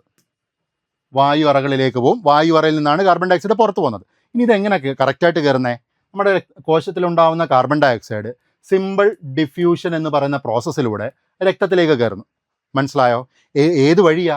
ഇതിൻ്റെ ഇടയ്ക്ക് നിങ്ങളൊരു ഗ്യാപ്പ് കണ്ടോ? ഈ ഒരു ഗ്യാപ്പ് കണ്ടോ? ഈ ഗ്യാപ്പിനെയാണ് നമ്മൾ കോശാന്തര സ്ഥലം എന്ന് പറയുന്നത്. ഇൻ്റർ സെല്ലുലാർ സ്പേസ് എന്ന് പറയും. ഈ കോശാന്തര സ്ഥലത്തിനകത്ത് നമ്മുടെ ഈ രക്തത്തിൽ നിന്നും സെക്രീറ്റ് ചെയ്യുന്ന ചില ദ്രാവകങ്ങൾ കാണും. അതിനെയാണ് നമ്മൾ ടിഷ്യൂ ദ്രവം എന്ന് പറയുന്നത്. അത് നമ്മൾ എന്ത് വിളിക്കുന്നത്? ടിഷ്യൂ ദ്രവം എന്ന് വിളിക്കും. മനസ്സിലായോ? ഈ ടിഷ്യൂ ദ്രവത്തിലൂടെയാണ് നമ്മൾ ഈ പറഞ്ഞ കാർബൺ ഡൈ ഓക്സൈഡ് എങ്ങോട്ട് കയറുന്നത്? രക്തക്കുഴലിലേക്ക് കയറുന്നത്. മനസ്സിലായോ? അപ്പോൾ ഈ ചോദ്യത്തിൻ്റെ ഉത്തരം എന്താ? ശ്വസനം വഴി കോശങ്ങളിൽ ഉണ്ടാകുന്ന കാർബൺ ഡൈ ഓക്സൈഡ് രക്തത്തിൽ എത്തുന്നത് എങ്ങനെയെന്നാണ് ചോദിച്ചേക്കുന്നത്. എങ്ങനെയാ? ഏത് വഴിയാ? ടിഷ്യൂ ദ്രവം വഴി. അപ്പോൾ ഇതിൻ്റെ ആൻസർ എന്താ? ടിഷ്യൂ ദ്രവം വഴി. ടിഷ്യൂ ദ്രവം വഴി. ക്ലിയർ? ഇനി ഇത് നമുക്ക് അറിഞ്ഞുകൂടാങ്കിൽ പോലും ഒന്ന് ആലോചിച്ച് നോക്കിയേ. രക്തത്തിൽ എത്തുന്നത് എങ്ങനെയെന്നാണ് ചോദിച്ചേക്കുന്നത്. ആദ്യത്തെ ഓപ്ഷൻ പ്ലാസ്മയിൽ ലയിച്ച്. ഈ പ്ലാസ്മ എവിടാ? രക്തത്തിലുള്ള സാധനമല്ലേ ഈ പ്ലാസ്മ എന്ന് പറഞ്ഞാൽ. രണ്ടാമത്തത് വായു അറകളിലൂടെ. രക്തക്കുഴൽ കഴിഞ്ഞിട്ടാണ് വായു അറ വരുന്നത്, അല്ലയോ? മൂന്നാമത്തെ എന്തുവാ? ഹീമോഗ്ലോബിനുമായി ചേർന്ന്. അതായത് RBCക്കകത്തുള്ള സാധനമാണ് ഹീമോഗ്ലോബിൻ. മനസ്സിലായോ? RBC എവിടെ? രക്തത്തിനകത്ത്. ഇവിടെ ചോദ്യം എന്തുവാ? രക്തത്തിലോട്ട് കയറുന്നത് എങ്ങനെയാണ്? സ്വാഭാവികമായിട്ടും അടുത്ത ഓപ്ഷൻ ഏതേ ഉള്ളൂ, നാലാമത്തെ ടിഷ്യൂ ദ്രവം. അപ്പം അങ്ങനെയും നമുക്ക് കൊടുക്കാം. ഓക്കെ. അപ്പം ഇത്തരത്തിൽ കൊടുക്കാവുന്ന, ലോജിക്ക് ഉപയോഗിച്ച് കൊടുക്കാവുന്ന ഒരുപാട് ചോദ്യങ്ങൾ നിങ്ങൾക്ക് പ്രതീക്ഷിക്കാം.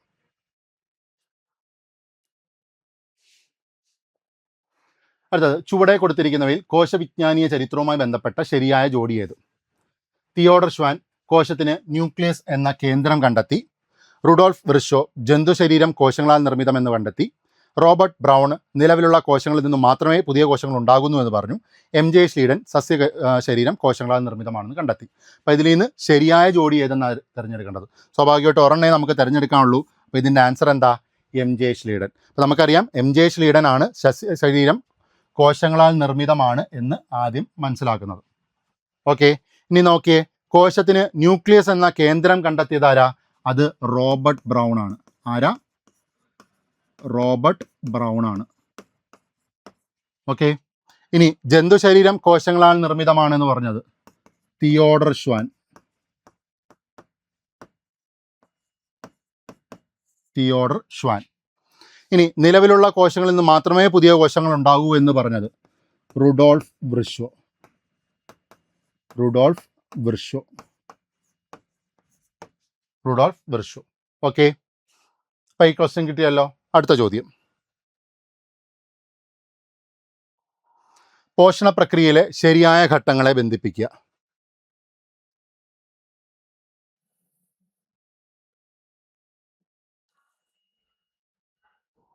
പോഷണ പ്രക്രിയയിലെ ശരിയായ ഘട്ടങ്ങളെ സൂചിപ്പിക്കുന്ന ഫ്ലോ ചാർട്ട് ചുവടെ നൽകിയിരിക്കുന്നതിൽ നിന്ന് കണ്ടെത്തി എഴുതുക. ഓക്കെ. അപ്പോൾ നമുക്ക് നോക്കാം. ദഹന പ്രക്രിയയിലെ പോഷണ തലങ്ങളിൽ ആദ്യം ഉണ്ടാവുന്നത് ഏതാ? നമ്മൾ ആഹാരം കഴിക്കുമ്പോൾ തന്നെ ആലോചിച്ച് നോക്കൂ, നമ്മൾ ചോറെടുത്ത് വായി വയ്ക്കുന്നു. അപ്പോൾ ആദ്യത്തെ സ്റ്റെപ്പാണ് ആഹാര സ്വീകരണം.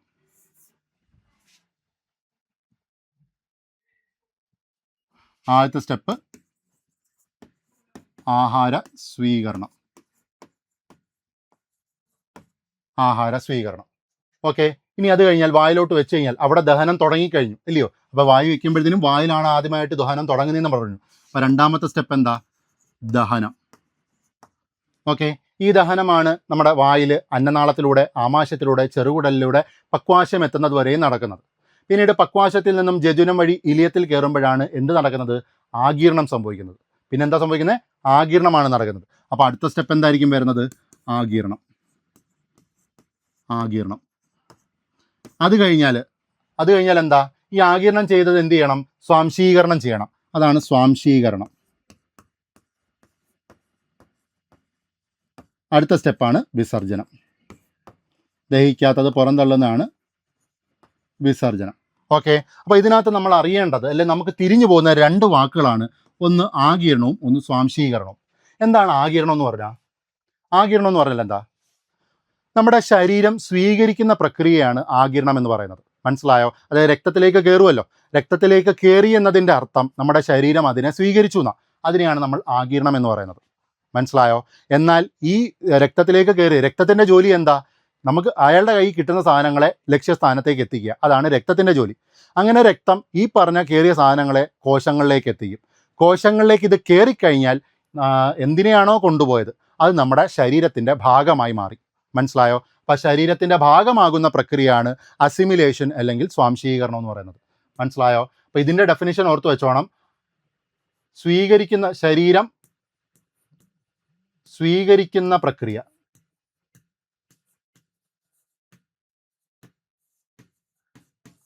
പ്രക്രിയയാണ് ആഗീരണം. ശരീരത്തിൻ്റെ ഭാഗമാകുന്ന പ്രക്രിയ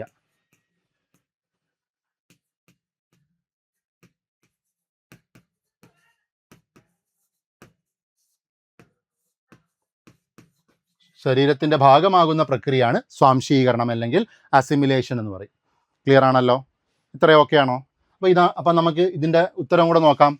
ആഹാര സ്വീകരണം. അതാണ്ട് ഫസ്റ്റ് ആഹാര സ്വീകരണമെന്ന് നമുക്കറിയാം. അപ്പോൾ അതിൽ നിന്ന് തന്നെ നമുക്ക് രണ്ടെണ്ണം വെട്ടിക്കളയാം. ഇവിടെ രണ്ടെണ്ണം വെട്ടിക്കളയാം. സിയും വെട്ടാം, ഡിയും വെട്ടാം. പിന്നുള്ള രണ്ടെണ്ണം. ഓക്കെ, ആഹാര സ്വീകരണം കഴിഞ്ഞാൽ ബിക്കകത്ത് പിന്നെ വന്നേക്കുന്ന സ്വാംശീകരണം ആണോ? വായിൽ വയ്ക്കുമ്പോൾ അവിടെ എന്ത് തുടങ്ങുന്നുണ്ട്? ദഹനം തുടങ്ങുന്നുണ്ട്. ആഹാര സ്വീകരണം, ദഹനം. അപ്പോൾ ഇത് ശരി. അപ്പം ആൻസർ ഓപ്ഷൻ എ ആണ് ശരി. ഓക്കെ, അപ്പോൾ ഇത്രയാണ് നമുക്ക് ഇന്ന് നോക്കാനുള്ള കുറേ ചോദ്യങ്ങൾ. അപ്പോൾ വരാനിരിക്കുന്ന LP-UPക്ക് ഒക്കെ ഗുണം ചെയ്യുന്ന ചില ചോദ്യങ്ങളാണ് നമ്മളിവിടെ കണ്ടത്. മുൻകാലങ്ങളിൽ ചോദിച്ചിട്ടുള്ള, കഴിഞ്ഞ വർഷങ്ങളിൽ ഏറ്റവും കൂടുതൽ ഞാൻ ക്വസ്റ്റ്യൻ എടുത്തിരിക്കുന്ന കഴിഞ്ഞ വർഷത്തെ LP-UP ചോദ്യങ്ങളിൽ നിന്നാണ്. ഓക്കെ, അപ്പോൾ ഇത് നിങ്ങൾക്ക് ഉപയോഗപ്രദമായി എന്ന് വിചാരിക്കുന്നു. വീണ്ടും നമുക്ക് ഇതേപോലെ കുറേ ചോദ്യങ്ങളുമായിട്ട് വീണ്ടും കാണാം. അപ്പോൾ അതുവരെ എല്ലാവർക്കും നന്ദി.